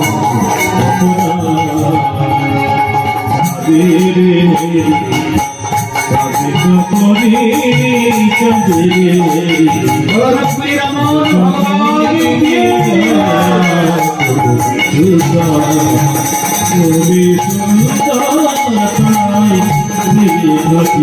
প্রিয়, সে কি মোরা। তুমি সুন্দর তাই চেয়ে থাকি প্রিয়, সে কি মোরা। এই নয়নের সার্থকতা একমাত্র তোমার ওই মধুরাতি মধুর বদন কমল দর্শনে। যে প্রত্যেকদিন তোমার বদন দর্শন করে তার নয়ন সার্থক হয়ে যায়। যে তোমার বদন কমল দর্শন করে না, তোমায় ভালোবাসে না, তার নয়ন দুটি ময়ূরপুচ্ছে অঙ্কিত নয়নের সমান, না? আর যে প্রত্যেকদিন তোমায় দর্শন করে তার নয়ন সার্থক। ভগবান শ্রীকৃষ্ণ জড়িয়ে ধরলেন রুক্মিণীকে, রুক্মিণীর নয়নে জল। গান গাইছে রুক্মিণী নয়ন জলে বক্ষ ভাসিয়ে ক্রন্দন করছে। প্রাণনাথ, বলো না, তুমি এমন করে আমায় বলো না যে আমি ভুল করেছি। জগতে যদি কেউ ভালো কাজ করে আমি একমাত্র সাক্ষী। এই রুক্মিণী ভালো কাজ করেছে, যে জন্মান্তরের আপন তাকে মন দিয়ে তাকে ভালোবেসে। ভগবান বক্ষে নিয়ে বললেন, রুক্মিণী আমি একটু তোমায় পরীক্ষা নিলাম, তুমি কেঁদো না, আমিও তোমায় ভালোবাসি। সুখদেব গোস্বামী রাজা পরীক্ষিতকে বললেন, রাজন, ভগবান দ্বারকায় এইভাবে 16,108 মহিষী নিয়ে লীলা করে চলেছেন, গৃহস্থ লীলা। একদিন যদুকুমারগণকে নিয়ে একটি উদ্যানে বিহার করছিলেন। যদুকুমারগণ উদ্যানে বিহার করতে করতে একটি তৃণ আচ্ছাদিত কূপ দর্শন করে দ্বারকাধীশ কৃষ্ণকে ডাকছে, পিতৃদেব আসুন, দেখবেন একটা কূপের মধ্যে কত বড় একটা ক্রিকোলাস পড়ে আছে। ক্রিকোলাস চেনেন? গিরগিটি যাকে বলে। তো দ্বারকাধীশ কৃষ্ণ গিয়ে দেখে একটা বিরাট গিরগিটি, অনেক বড় সাইজ, এই কূপের মধ্যে পড়ে আছে। তো কৃষ্ণ বলছেন, আচ্ছা তুমি এখানে কেন পড়ে আছো গো, উঠে এসো। তো গিরগিটি বলছে, প্রভু আমি তো আপনার অপেক্ষায় এখানে বসে আছি, কবে আপনি আসবেন, আমায় দর্শন দেবেন, আমার জনম ধন্য হবে, আমি উদ্ধার হব। ভগবান হাত বাড়িয়ে দিতে ক্রিকোলাস দ্বারকাধীশ কৃষ্ণের হাতটি ধরলেন। ভগবান তাকে উপরে তুললেন। যেই উপরে উঠেছে কূপ থেকে, সঙ্গে সঙ্গে সুন্দর এক মানব শরীর ধারণ করে। ভগবান বলছেন, তুমি ক্রিকোলাস হয়েছিলে কেন? ওই ব্যক্তি বলছে, আমার পূর্ব জন্মে নাম ছিল নিগরাজ, আমি রাজা ছিলাম। আমার মনে একবার বাসনা হয়েছিল আমি ব্রাহ্মণদেরকে গাভী দান করব। এক ব্রাহ্মণকে আমি গাভী দান করেছি, ওই গাভীটি আবার ব্রাহ্মণের বাড়ি থেকে আমার বাড়িতে ফিরে এসেছে। ফিরে আসার পরে আমি বুঝতে পারিনি সেটা আবার আরেকজন ব্রাহ্মণকে দান করেছে। ওই যে দানের বস্তু পুনরায় আবার আরেক ব্রাহ্মণকে দান করেছে। এই পাপের ফলে আমাকে ক্রিকোলাস জন্ম নিতে হয়েছে। দান করার পরে সেটা ফিরিয়ে নিয়ে যদি আবার আরেকজনকে দান করা হয়, তাহলে তার পরের জন্মে ক্রিকোলাস জন্ম হয়। এই জন্মে দেখবেন অনেক পিতামাতা কন্যার বিবাহ দেওয়ার পরে ডিভোর্স করে এনে আবার দিয়ে দেয়। তুমি একবার দান করে দিলে, তারপরে একটু ঝগড়া ঝামেলা অশান্তির কারণে আবার এনে দিয়ে দিলে, পরের জন্মে তোমায় ক্রিকোলাস জন্ম নিতে হবে। দান করে দেওয়ার পরে আর ফিরিয়ে নেওয়া যাবে না। প্রেম সে বলো। দান করার পরে দানের বস্তু ফিরিয়ে নিয়ে পুনরায় দান করলে পরের জন্মে তার ক্রিকোলাস জন্ম হয়। নিগরাজ ভগবানের চরণে শরণ দিলেন, প্রভু আপনি যদি কৃপা করে আমায় উদ্ধার না করতেন, তাহলে আমি আমার উদ্ধার হতে পারতাম। সুখদেব গোস্বামী রাজা পরীক্ষিতকে বলতেন, রাজন একবার নারদের মনে কৌতূহল হলো যে সংসারে মানুষ একজনকে খুশি করতে পারে না, আর দ্বারকাধীশ কৃষ্ণ 16,108 মহিষী নিয়ে কি করে সংসার করছে একটু দেখে আসে। তো নারদ বিনা যন্ত্রটি নিয়ে গান গাইতে গাইতে দ্বারকায় চলেছেন। হে নাথ নারায়ণ হরি, হে নাথ নারায়ণ হরি, হে নাথ নারায়ণ হরি, হে নাথ নারায়ণ হরি। জয় গোপাল কৃষ্ণ মুরারি, জয় গোপাল কৃষ্ণ মুরারি, জয় গোপাল কৃষ্ণ মুরারি, জয় গোপাল কৃষ্ণ মুরারি। হে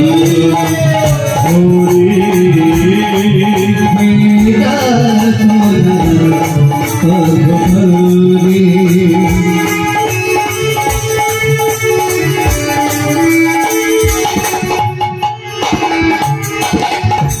যাদব মাধব মুকুন্দ কৃষ্ণ কেশব গোবিন্দ, জয় যাদব মাধব মুকুন্দ কৃষ্ণ কেশব গোবিন্দ, যাদব মাধব মুকুন্দ কৃষ্ণকে শ্যাম গোবিন্দ জয় যাদব মাধব মুকুন্দ কৃষ্ণকে শ্যাম গোবিন্দ বাসুদেব বাসুদেব গিরিধারী হে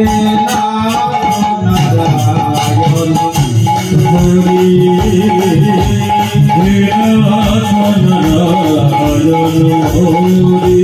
হে নারায়ণ হরি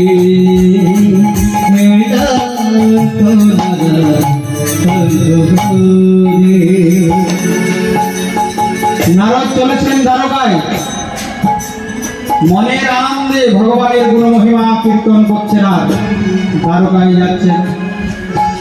তুমি সত্য সনাতন প্রভু হে নিত্য নিরঞ্জন বিভূ, তুমি সত্য সনাতন প্রভু হে নিত্য নিরঞ্জন বিভু, দীনবন্ধু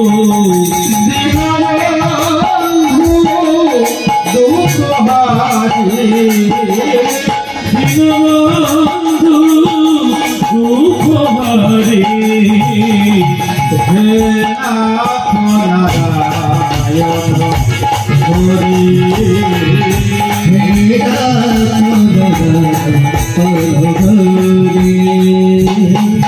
জয় ভালো কৃষ্ণ মুরারি জয় ভালো কৃষ্ণ মুরারি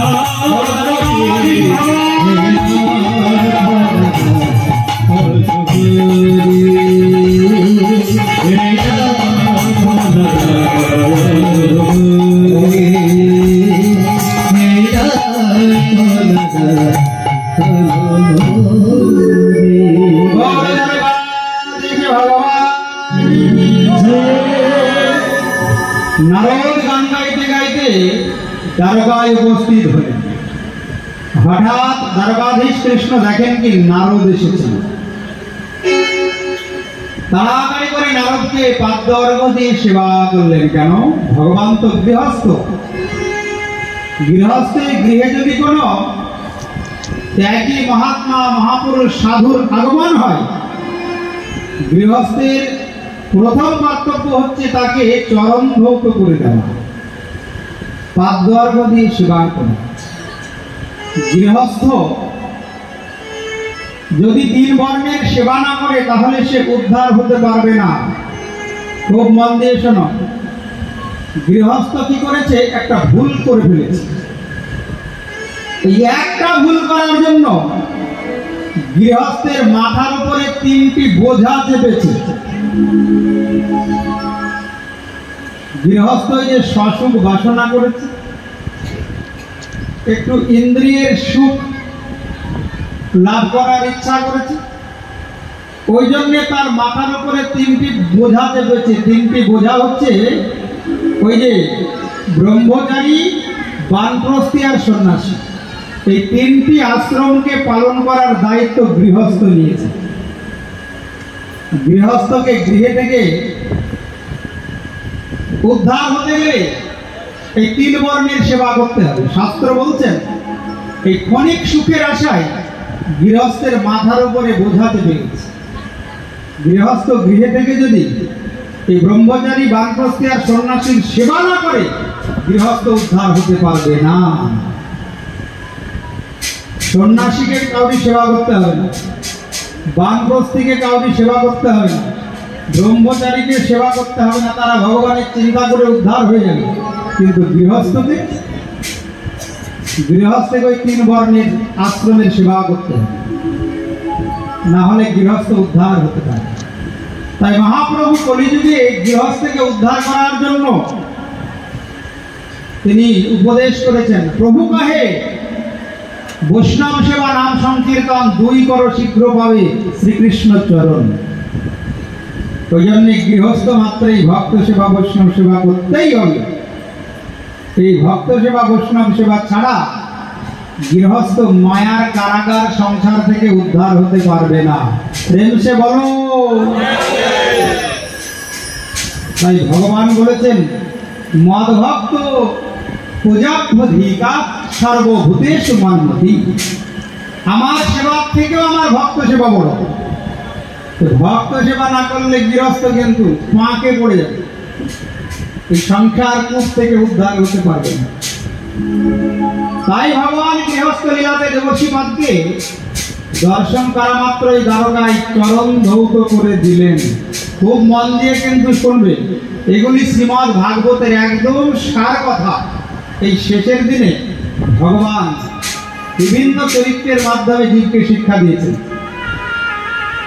এগুলি ভগবানের লীলা। এর মাধ্যমে ভগবান জগৎকে শিক্ষা দিচ্ছেন, তোমরা আমার মতো করে গৃহে ভক্ত বৈষ্ণবের সেবা করো, না হলে গৃহস্থ পাকে পড়েছ, এখান থেকে কিন্তু উদ্ধার হয়ে গোলক বৃন্দাবনে যেতে পারবে না। ওই পুনরপি জননম পুনরপি মননম পুনরপি জননী জঠরে সহনম।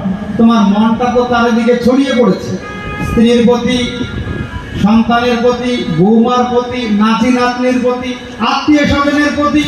ওই মনকে তুমি কুড়িয়ে গোবিন্দ চরণে দেবে কি করে? উপায় হচ্ছে, যারা এক মন দিয়ে একমেব অদ্বিতীয়ম সচ্চিদানন্দ ঘন বিগ্রহ ভগবানকে ভালোবাসে, ভগবানের চিন্তায় ডুবে থাকে, সেই ভক্ত বৈষ্ণব সাধুর সেবা করো, তুমি এই মায়ার কারাগার সংসার থেকে উদ্ধার হয়ে যাবে। এছাড়া উদ্ধার হতে পারবে। তোমার মন তো ছড়িয়ে পড়েছে, কত চিন্তা মনে, ছেলের চিন্তা, ছেলের মায়ের চিন্তা, আত্মীয় স্বজনের চিন্তা, বাড়ি ঘরের চিন্তা, ব্যবসা বাণিজ্যের চিন্তা, কত চিন্তায় ডুবে গেছে মন। উদ্ধার হতে গেলে যে গোবিন্দ চিন্তায় ডুবে আছে, সেই সাধুর সেবা করো, সে তোমায় কৃপা করে সংসার থেকে উদ্ধার করে ভগবানের নামে পৌঁছে দেবে। ওই জন্য তোমাকে ভক্ত সেবা বৈষ্ণব সেবা করতেই হবে। তাই ভগবান দেবশীপাদ নারদকে দেখে তাড়াতাড়ি করে চরণ ধৌত করে দিলেন, আরতি করলেন। দেবশীপাদ দ্বারকায় যাওয়ার সময় স্বর্গ থেকে একটা পারিজাত পুষ্প নিয়ে গিয়েছিলেন, কারণ ভগবানের কাছে গেলে কিছু নিয়ে যেতে হয়, গুরুদেবের গৃহে গেলে কিছু নিয়ে যেতে হয়, বৈষ্ণব দর্শন করতে গেলে কিছু দান করতে হয়। তাই দেবশীপাদ নারদ একটা পারিজাত ফুল নিয়ে গিয়েছেন স্বর্গ থেকে কৃষ্ণকে দেবেন বলে। বিরাজন যেই কৃষ্ণের হাতে দেবশীপাদ নারদ ওই স্বর্গের পারিজাত ফুলটি দিলেন, পাশে দাঁড়িয়েছিল রুক্মিণী। কৃষ্ণ তাড়াতাড়ি রুক্মিণীকে ডেকে রুক্মিণীর খোঁপায় ফুলটা গুঁজে দিলেন। আর যেই রুক্মিণীকে ওই পারিজাত ফুলটি দান করেছেন কৃষ্ণ, সঙ্গে সঙ্গে দেবশীপাদ নারদ ছুটে গিয়ে সত্যভামাকে খবর দিলেন, সত্যভামা, আমি ভেবেছিলাম কৃষ্ণ ওই পারিজাত ফুলটি তোমায় দেবে, তোমায় না দিয়ে রুক্মিণীর খোঁপায় গুঁজে দিল। নারদ চিন্তা করছেন, দেখি তুমি কি করে 16,108 মহিষী নিয়ে সংসার করো, আমি এখানে ঝগড়া বাঁধিয়ে যাব। আমার নাম নারদ, আমিও তোমায় পরীক্ষা নেব কি করে তুমি সবাইকে সন্তুষ্ট রাখতে পারো। এবার নারদ সত্যভামাকে গিয়ে বলছে, দেখলে তোমাকে ফুলটা দিল না, ফুলটা রুক্মিণীর খোঁপায় দিয়ে দিল। বাস নারদের কথাই সত্যভামার মান হয়ে গেল। দ্বারকাধীশ কৃষ্ণ 16,108 মহিষীর জন্য 16,008টি কক্ষ নির্মাণ করেছিলেন, বেডরুম। কৃষ্ণ চতুর জানে এক ঘরে দুজনকে রাখা যাবে না, তাহলে কি হবে? একজনকে এক ঘরে দুজনকে রাখলে কি হবে? হরিনাম হবে। কি হবে বাবা? ট্রেনের উঠে লেডিস কামরায় উঠে দেখবে, এক জায়গায় অনেকজন হলে কি হবে? মায়েদের ধৈর্য খুব কম। তো দ্বারকাধীশ কৃষ্ণ 16,108 মহিষীর জন্য 16,108টা বেডরুম তৈরি করেছে। এক একটা কক্ষে এক একটা রুমে এক একজনকে রেখেছে। জানে দুটো করতাল এক জায়গায় হলেই বাঁচবে, আর একটা করতাল যদি পড়ে থাকে কোনো শব্দ হবে না। তো কৃষ্ণ চতুরের শিরোমণি, এবার এক একটা রুমে এক একটা কক্ষে এক একটা মহিষ। 16,108টি কক্ষ বাদে আর একটা কোপ ভবন তৈরি করেছে। কোপ ভবন মানে বোঝেন? কোপ মানে কি? রাগ, মানে যে রাগ করবে সে ওই ঘরে গিয়ে বসবে। এই হলো ভগবানের দ্বারকা লীলা। 16,108টা বেডরুম ছাড়া একটা কোপ ভবন আছে, ওই ঘরে গিয়ে বসলেই জানতে হবে তার রাগ হয়েছে, তার মান হয়েছে। হঠাৎ দ্বারকাধীশ কৃষ্ণ দেখে কি ওই সত্যভামা কোপ ভবনে বসে আছে। চিন্তা করছে কি হলো, এই তো ভালো ছিল সত্যভামা। এই নারদ আসার পরে কোপ ভবনে গেল, নিশ্চয় নারদ কোনো গড়বড় করেছে, এমন মন্ত্র দিয়েছে ওই সত্যভামা কোপ ভবনে গিয়ে উপস্থিত। ভগবানও তো কম চতুর নয়। তো সত্যভামা কোপ ভবনে গিয়ে বলছে, বলো হঠাৎ কি হলো, বলো সত্যভামা কি হয়েছে তোমার, আমায় বলো। সত্যভামা তো কথা বলে না, মান করে মাথা নিচু করে বসে আছে। ভালোবাসা যেখানে যত গভীর, সেখানে মান অভিমানও তত অধিক। যেখানে ভালোবাসা নাই সেখানে আবার কিসের মান? কি গো মা, তাই তো? যেখানে ভালোবাসা অধিক সেখানেই মান অভিমান হয়। কৃষ্ণ বারবার বলছে, বলো কি হয়েছে, বলো কি হয়েছে। সত্যভামা এবার বলে উঠেছে, দূর হও এখান থেকে। আরে নারদ ফুলটি তোমায় দিল, তুমি রুক্মিণীর খোপাই দাও, আমার আপত্তি নাই, কিন্তু আমাকে তো একটু দেখাতে পারবে। ব্যাস, কৃষ্ণ বুঝে গেলেন এই নারদের কাজ। এই নারদ আসার পরে ঝগড়াটা শুরু হয়েছে। চতুরের শিরোমণি দ্বারকাধীশ কৃষ্ণ বলছেন, শোনো সত্যভামা, আরে আমি তো রুক্মিণীকে ফুল দিয়েছি, তোমাকে আমি স্বর্গ থেকে ফুলের গাছ এনে দেব। মায়েদেরকে বোঝানো কোনো ব্যাপার? যতই রাগ হোক আর মান হোক, একবারই সোনার মার এনে দেন দেখি, মান থাকে নাকি? থাকবে? কোনদিন সোনার হার দেওয়া হয়নি, খুব ঝগড়া ঝামেলা হয়েছে, কথা বন্ধ, একবারের একটা সোনার হার এনে দেন, না তো একটা ভালো দামি শাড়ি, দেখবে মান ভেঙে যাবে। মায়েদের মান যত তাড়াতাড়ি হয়, ভাঙেও তত তাড়াতাড়ি। প্রেম সে বলো। চতুরের শিরোমণি দ্বারকাধীশ কৃষ্ণ বলছেন, আমি তোমাকে ওই পারিজাত ফুলের গাছ এনে দেব। সত্যভামার মান একটু কমেছে, বলছে ঠিক বলছো তো? বলছে ঠিক বলছি, মানে আমি শুধু গাছটা এনে দেবো না, তোমার ঘরের সামনে রোপণ করে দেবো। তুমি ঘরে শুয়েই ওই পারিজাত ফুলের গন্ধ আস্বাদন করবে। কৃষ্ণের কণ্ঠের স্বর তো বড় মধুর। দেখবেন মা, কাউরি কণ্ঠটা যদি সুন্দর হয় না, তার কথা শুনতে ভালো, আর কণ্ঠটা যদি কাকের মতো হয়, কর্কশ, ভালো লাগবে? তো ভাগবত বর্ণন করছেন কৃষ্ণের কণ্ঠস্বর বাণী মঞ্জুলিন, মানে কথা এত মধুর, ওই একটা কথা বললে আর একটা কথা শুনতে ইচ্ছে করে, আর একটা কথা বললে আর একটা কথা শুনতে ইচ্ছে করে। তার কণ্ঠের স্বরই এত সুন্দর, আর মান ভাঙানোর জন্য আরো সুন্দর করে বলছে। বাস, সত্যভামার মান ভেঙে গেল। নারদ চিন্তা করছে, দেখি তো তুমি কাকে কখন সময় দাও। এই বলে প্রথম কক্ষে প্রবেশ করেছে, প্রথম রুমে গিয়ে দেখে রুক্মিণীর সঙ্গে হাস পরিহাস করছে, সঙ্গে সঙ্গে আর একটা রুম গিয়ে দেখে সত্যভামার সঙ্গে সেবা করছে, সঙ্গে সঙ্গে আর একটা রুমে সেখানে গিয়ে দেখে জাম্ববতীর সঙ্গে খেলা করছে, আর একটা রুমে গিয়েছে, সঙ্গে সঙ্গে দেখে কালিন্দীর সঙ্গে শয়ন করে আছে, সঙ্গে সঙ্গে আর একটা রুমে গিয়ে দেখে ওখানে নাগ নদীর সঙ্গে বৈষ্ণব সেবা করছেন, বৈষ্ণবদের সেবা দিচ্ছেন। আর নারদকে ডেকে বলছেন, আসুন আসুন দেবশিবাদ, আসুন প্রসাদ পাবেন, আসুন। নারদ আশ্চর্য হয়ে গেল, একই সঙ্গে প্রত্যেকটি রুমে। ওই জন্য তোমায় বলে ভগবান। তুমি 16,108টা বেডরুম তৈরি করেছো, কিন্তু প্রত্যেকটি রুমে প্রত্যেকটি মহিষীর মরবাসনা তুমি একই সঙ্গে পূরণ করছো। বলো কৃষ্ণচন্দ্র ভগবান। ওই জন্য তোমায় বলে ভগবান। যেটা কোনো বাধ্যজীবের পক্ষে সম্ভব নয়, কোনো মানুষের পক্ষে সম্ভব নয়, সেটা তোমার পক্ষেই সম্ভব প্রভু।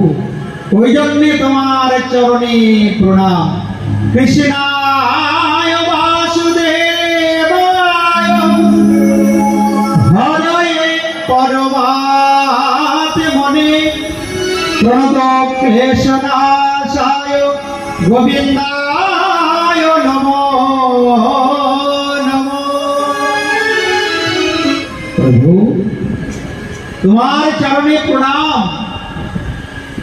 কে জানে মহিমা তব শ্রীমৎ বসুদায়। তোমার মহিমা জগতে বড় অযোধ্যায়।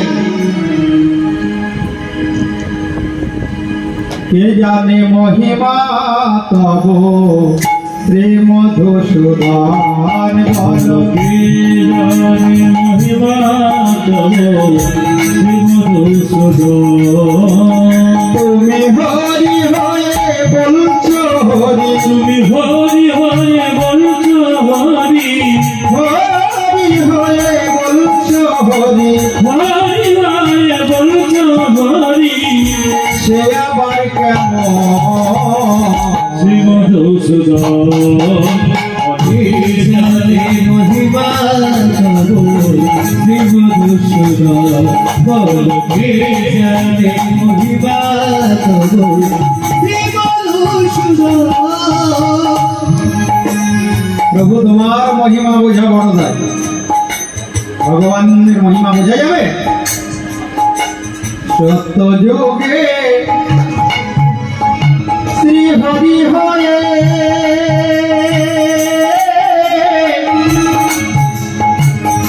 বামনের রূপ ধারণ করে, সত্য যুগে শ্রী হরি হয়ে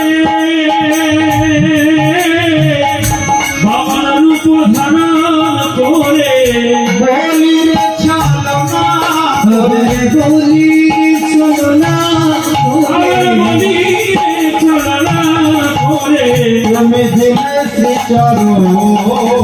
শ্রীমধুসূদন। বলো কে জানে মহিমা বলো কে জানে মহিমা তব শ্রীমধুসূদন। ত্রেতা যুগে শ্রীরাম অবতারে পিতৃবাক্য পালন করে, ত্রেতা যুগে শ্রীরাম অবতারে পিতৃবাক্য পালন করে বিভীষণকে রাজা করে, আমার বিভীষণকে রাজা করে তুমি বধিলে রাবণ। শ্রীমধুসূদন। বলো কে জানে মহিমা তব শ্রীমধুসূদন। বলো কে জানে মহিমা তব শ্রীমধুসূদন। তারপর যোগে নন্দের ঘরে তুমি খেলে নদে চুরি করে, অপর যোগে মন্দির ঘরে তুমি খেলে ননি চুরি করে। তারপর যোগে ওই নন্দের ঘরে খেলে ননি চুরি করে, তারপর যুগে নন্দের ঘরে তুমি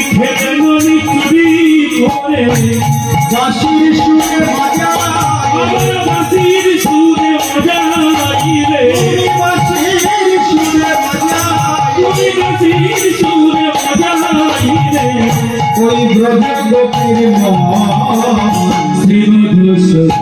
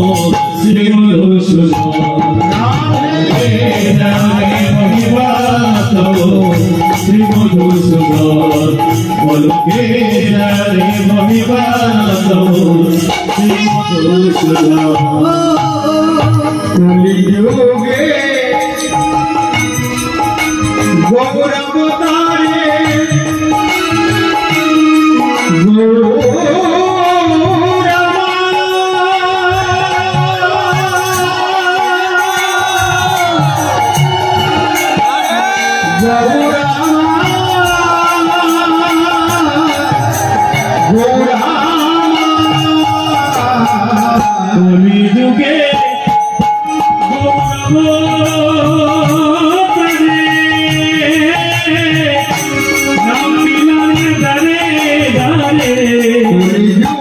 গৌরাবতারে কলিযুগে তুমি নাম বিলালে দরে দরে জগাই মাথা উদ্ধারে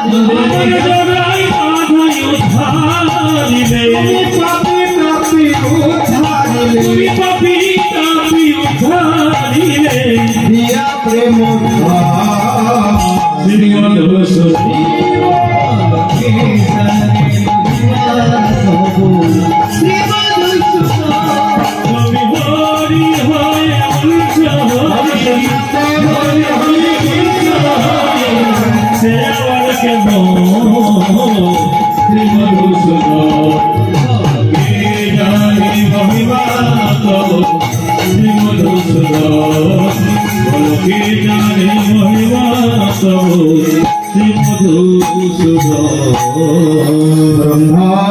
धर्मस्य भक्ताहं कर्ता तदो नमोदिता तत्शिक्षया लोकमिमं स्थितः पुत्रमागधो।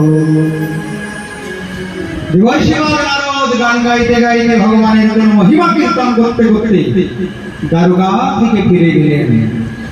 সুখদেব গোস্বামী রাজা পরীক্ষিতকে বলতেন, রাজন,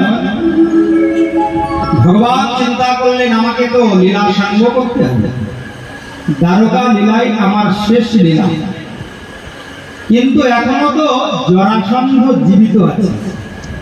আমি যদি জরাসন্ধকে বধ না করে লীলা সাঙ্গ করি তাহলে জরাসন্ধ আবার মথুরা আক্রমণ করতে পারে, দ্বারকা আক্রমণ করতে পারে। এই জন্য রাজন ভগবান জরাসন্ধকে বধ করার সংকল্প নিলেন। কিন্তু জরাসন্ধর আশীর্বাদ ছিল ভগবানের হাতেও তার মৃত্যু হবে না। পরীক্ষিত বললেন, গুরুদেব কি করে এই বর লাভ করল? সুখদেব গোস্বামী রাজা পরীক্ষিতকে বলছেন, রাজন, জরাসন্ধ ছিল বীর যোদ্ধা, তার এমন ভাবে জন্ম হয়েছিল, ওই জন্মসূত্রে এসে কৃপা পেয়েছিল যে ভগবানের হাতেও মৃত্যু হবে না, সহজে কেউ তাকে যুদ্ধে পরাজিত করতে পারবে না। পরীক্ষিত আবার প্রশ্ন করলেন, গুরুদেব তাহলে জরাসন্ধর জন্ম বৃত্তান্তটি একটি শোনা, এত বড় বীর যোদ্ধা কি করে হলো যে ভগবান তাকে বধ করতে পারবে না? সুখদেব গোস্বামী রাজা পরীক্ষিতকে বলতেন, রাজন, ওই কংসের শ্বশুর মশাই জরাসন্ধের জন্ম বৃত্তান্তটা ভালো করে শোনো। জরাসন্ধের পিতার নাম ছিল বৃহদ্রথ। বহুদিন সংসার করেছিলেন ওই রাজা বৃহদ্রথ, কিন্তু কোনো সন্তান হয়েছিল না। জরাসন্ধের পিতা বৃহদ্রথ খুব চিন্তায় পড়ে গিয়েছিলেন। সন্তানহীন জীবন তো বড় কষ্টের, বড় দুঃখ। সংসার করে যদি সন্তান না হয় তার চাইতে আর দুঃখ নাই। এই চিন্তা করে ওই বৃহদ্রথ একদিন বনে গেলেন। চিন্তা করলেন, বনে তো ঋষি মুনি ঋষিরা বসবাস করে, তারা যদি আশীর্বাদ করে তাহলে আমার একটা সন্তান লাভ হবে। এই চিন্তা করে বনে গেলেন। বনে গিয়ে চন্দ্রকৌশিক নামক এক ঋষির চরণে শরণ নিলেন। রাজন, চন্দ্রকৌশিক ঋষি বললেন, দেখো রাজন, তুমি ভগবানকে পুত্র রূপে ভালোবাসো, তাহলে জীবনে কোনোদিন দুঃখ পেতে হবে না। ভগবান ছাড়া অন্য কাউকে ভালোবাসলেই তুমি দুঃখ পাবে। ভগবান বিনা থাকলে আপন ছিন্ন ভিন্ন তার জীবন, ওই জন্য তুমি ভগবানকে ভালোবাসো। রাজা বৃহদ্রথের মন সন্তুষ্ট হলো না।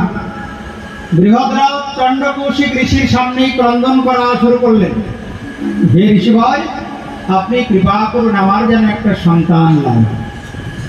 কৃপা করে চন্দ্রকৌশিক ঋষি ওই বৃহদ্রথকে একটি পাকা আম দিয়েছিল।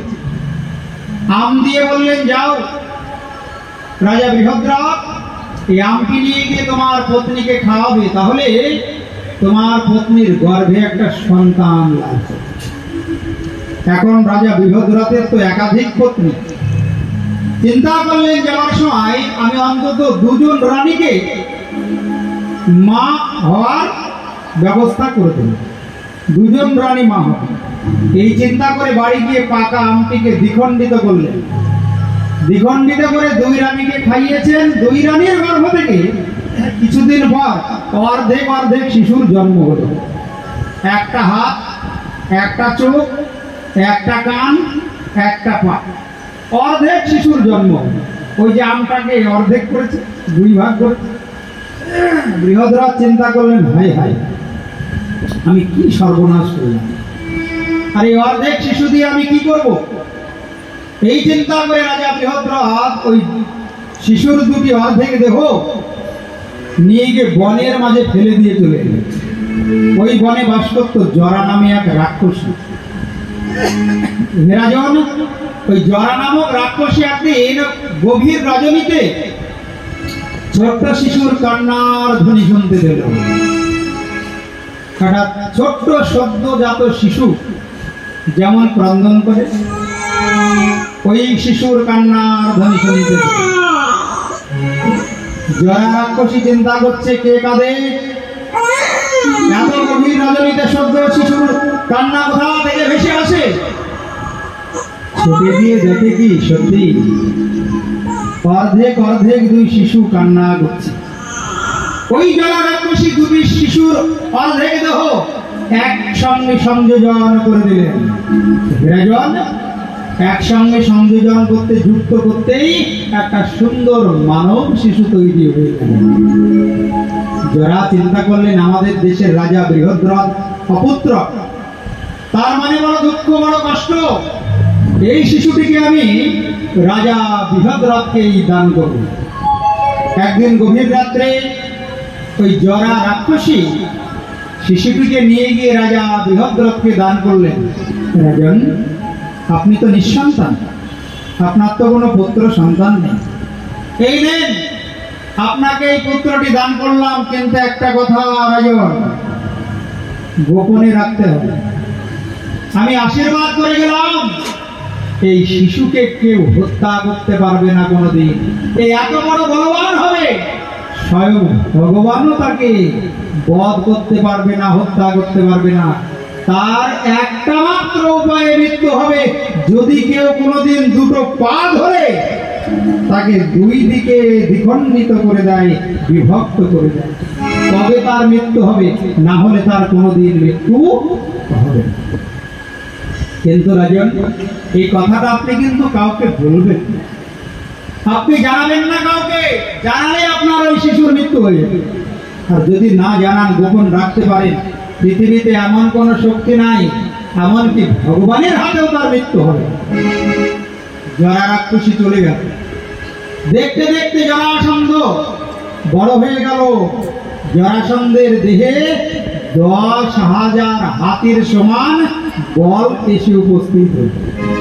এত বড় বলবান বীর যোদ্ধা, যুদ্ধে কেউ তাকে পরাজিত করতে পারে না। ভগবান চিন্তা করলেন, আমি তো চলে যাব লীলা শেষ করে, লীলা সাঙ্গ করে, তাহলে জরাসন্ধকে বধ করে দিতে। ভীমকে আদেশ দিলেন, ভীম, তোমার দেহে অনেক বল, তো তুমি বড় বলবান, যাও জরাসন্ধের সঙ্গে যুদ্ধ করো। 80 মণ ওজনের গদা নিয়ে ভীম যুদ্ধ করা শুরু করেছে জরাসন্ধের সঙ্গে। ভীম জরাসন্ধকে গদা দিয়ে আঘাত করে আর জরাসন্ধ হো হো হো হো করে হাসে। কোন মতে আর ওই গদার আঘাতে জরাসন্ধ দুর্বল হয় না, ভীম দুর্বল হয়ে গেল। আর কত গদা মারবে? যতই গদা দিয়ে আঘাত করে জরাসন্ধ হাসতে থাকে। অনেকক্ষণ যুদ্ধ করার পরে ভগবান ইঙ্গিত করলেন, ভীম ওইভাবে মৃত্যু হবে না। ভগবান শ্রীকৃষ্ণ একটা তৃণখণ্ড হাতে নিয়ে দুই দিকে বিদীর্ণ করে ভীমকে ইঙ্গিত করলেন, গদা ফেলে দাও, দিয়ে তার দুটো পা ধরো, ধরে তাকে দুই দিকে বিভক্ত করে দাও, দ্বিখণ্ডিত করে দাও। গদা ফেলে দিয়ে ভীম যেই জরাসন্ধর দুটি পা ধরেছে, সঙ্গে সঙ্গে জরাসন্ধ বলছে, এ কথা তো কেউ জানে না। কি করে ভীম জানতে পারলো আমার মৃত্যুর কারণ? এ কথা তো আজ পর্যন্ত গোপন আছে, কেউ জানে না। ভীমকে কে বলেছে আমার মৃত্যুর কারণ?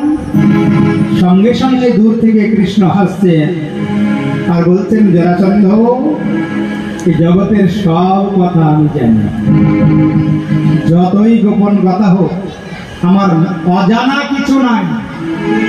আমি হলাম ষড়ৈশ্বর্যপূর্ণ ভগবান, ঐশ্বর্যস্য সমগ্রস্য বীর্যস্য যশস্ত্রিয় জ্ঞান বৈরাগ্যশ্চৈব সন্নাম ভগ ইতি গণা। আমি সব জানি কার কবে মৃত্যু হবে, মৃত্যুটা কিভাবে হবে, মৃত্যুর পরে কি জন্ম হবে, কাকে কি কর্মফল ভোগ করতে হবে, আমার সব জানা আছে। ওই জন্যে আমি ভগবান। জরাসন্ধ, আমি যে লীলাসঙ্গ করে জগৎ থেকে বিদায় নেব, আমি যে কোনো অসুরকে জগতে রেখে দিতে চাই না, তাই ভীমের মাধ্যমে আমি তোমায় বধ করলাম। ভীম এবার দুই পা ধরে দুই দিকে দ্বিখণ্ডিত করে দিল রাজন, আর জরাসন্ধ বধ হয়ে গেল। বলা কৃষ্ণচন্দ্র ভগবান। ওই জন্য ভগবানের চরণে শরণ নেওয়া ছাড়া কোনো উপায় নাই। ভগবান শ্রীকৃষ্ণের চরণে এই জন্মে হোক, পরের জন্মে হোক, লক্ষ জন্ম পরে হোক, যদি আত্মকল্যাণ চাও, মানব জন্ম ধন্য করতে চাও, তাহলে ভগবান শ্রীকৃষ্ণের চরণেই তোমাকে শরণ নিতে হবে, কৃষ্ণ নাম করতে হবে, কৃষ্ণের সেবা করতে হবে, কৃষ্ণ কথা শ্রবণ করে মানব জন্ম ধন্য করতে হবে। প্রেম সে বলো আরো জোরে, আরো জোরে, জয় জয় শ্রী রাধে শ্যাম। ভগবান চিন্তা করছেন জরাসন্ধ তো বধ হচ্ছে, এই আর একটা অসুর আছে, তার নাম শিশুপাল। সেও কৃষ্ণ বিদ্বেষী এক অসুর। সুখদেব গোস্বামী রাজা পরীক্ষিতকে বললেন, রাজন, ভগবান যুধিষ্ঠিরের রাষ্ট্রীয় যজ্ঞে ওই শিশুপালকে বধ করেছে। পরীক্ষিত বলছেন, গুরুদেব তাহলে শিশুপালকে কি করে বধ করলেন একটু বিস্তারে বর্ণন করুন। সুখদেব গোস্বামী বলছেন, রাজন দেখো, শিশুপালকে আবার কি করে বধ করেছে কৃষ্ণ। ওই হস্তিনাপুরে যুধিষ্ঠির একটা রাষ্ট্রীয় যজ্ঞের আয়োজন করেছিলেন। ওই যজ্ঞে নিমন্ত্রিত ছিলেন দেবর্ষি, ব্রহ্মর্ষি, ঋষিগণ। ভগবান দ্বারকাধীশ দ্বারকা থেকে ওই হস্তিনাপুরে রাষ্ট্রীয় যজ্ঞে এসেছিলেন, আর এই রাষ্ট্রীয় যজ্ঞে শিশুপাল উপস্থিত ছিল। কৃষ্ণকে দর্শন করা মাত্রই এবার শিশুপাল গালি দেওয়া শুরু করেছে। লম্পট, চোর, রাখাল, এইভাবে গালি দিচ্ছে কৃষ্ণকে। ভগবান দ্বারকাধীশ কৃষ্ণ বললেন, শোনো শিশুপাল, আমি তোমার 100টা অপরাধ ক্ষমা করে দেব। 100টার বেশি 101টা হলেই কিন্তু আমি তোমায় হত্যা করব। সুখদেব গোস্বামী রাজা পরীক্ষিতকে বলছেন, রাজন, বারবার গালি দিয়েই যায়, কোনো মতে গালি দেওয়া বন্ধ করে না। দেবে না? এত সুন্দর করে সুসজ্জিত হয়ে গিয়েছিল বিবাহ করতে রুক্মিণীকে, আর কৃষ্ণ রুক্মিণীকে হরণ করে নিয়ে চলে যাবে, সেই রাগটা যাবে কোথায়? এইবার গালি দিয়ে যায়। ভগবান দ্বারকাধীশ আবার বলছেন, শোনো শিশুপাল, আমি 100টা অপরাধ তোমার ক্ষমা করে দেব, কিন্তু 101টা অপরাধ হয়ে গেলে কিন্তু আমি আর ক্ষমা করব না। রাজন, যেই 100টা অপরাধ হয়ে গেছে, ভগবান দ্বারকাধীশ আবারও বলছেন, দেখো আমি কিন্তু তোমাকে আবার সাবধান করছি, 101টা হয়ে গেলে আমি তোমায় হত্যা করব।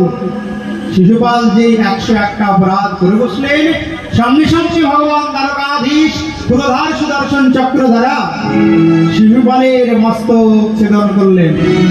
রাজন, শিশুপাল বধ হলো, কিন্তু শিশুপালকে বধ করতে গিয়ে কৃষ্ণের সুদর্শন চক্রের আঘাতে আঙুল ক্ষত হয়ে গেল। পাশেই দাঁড়িয়েছিলেন দ্রৌপদী।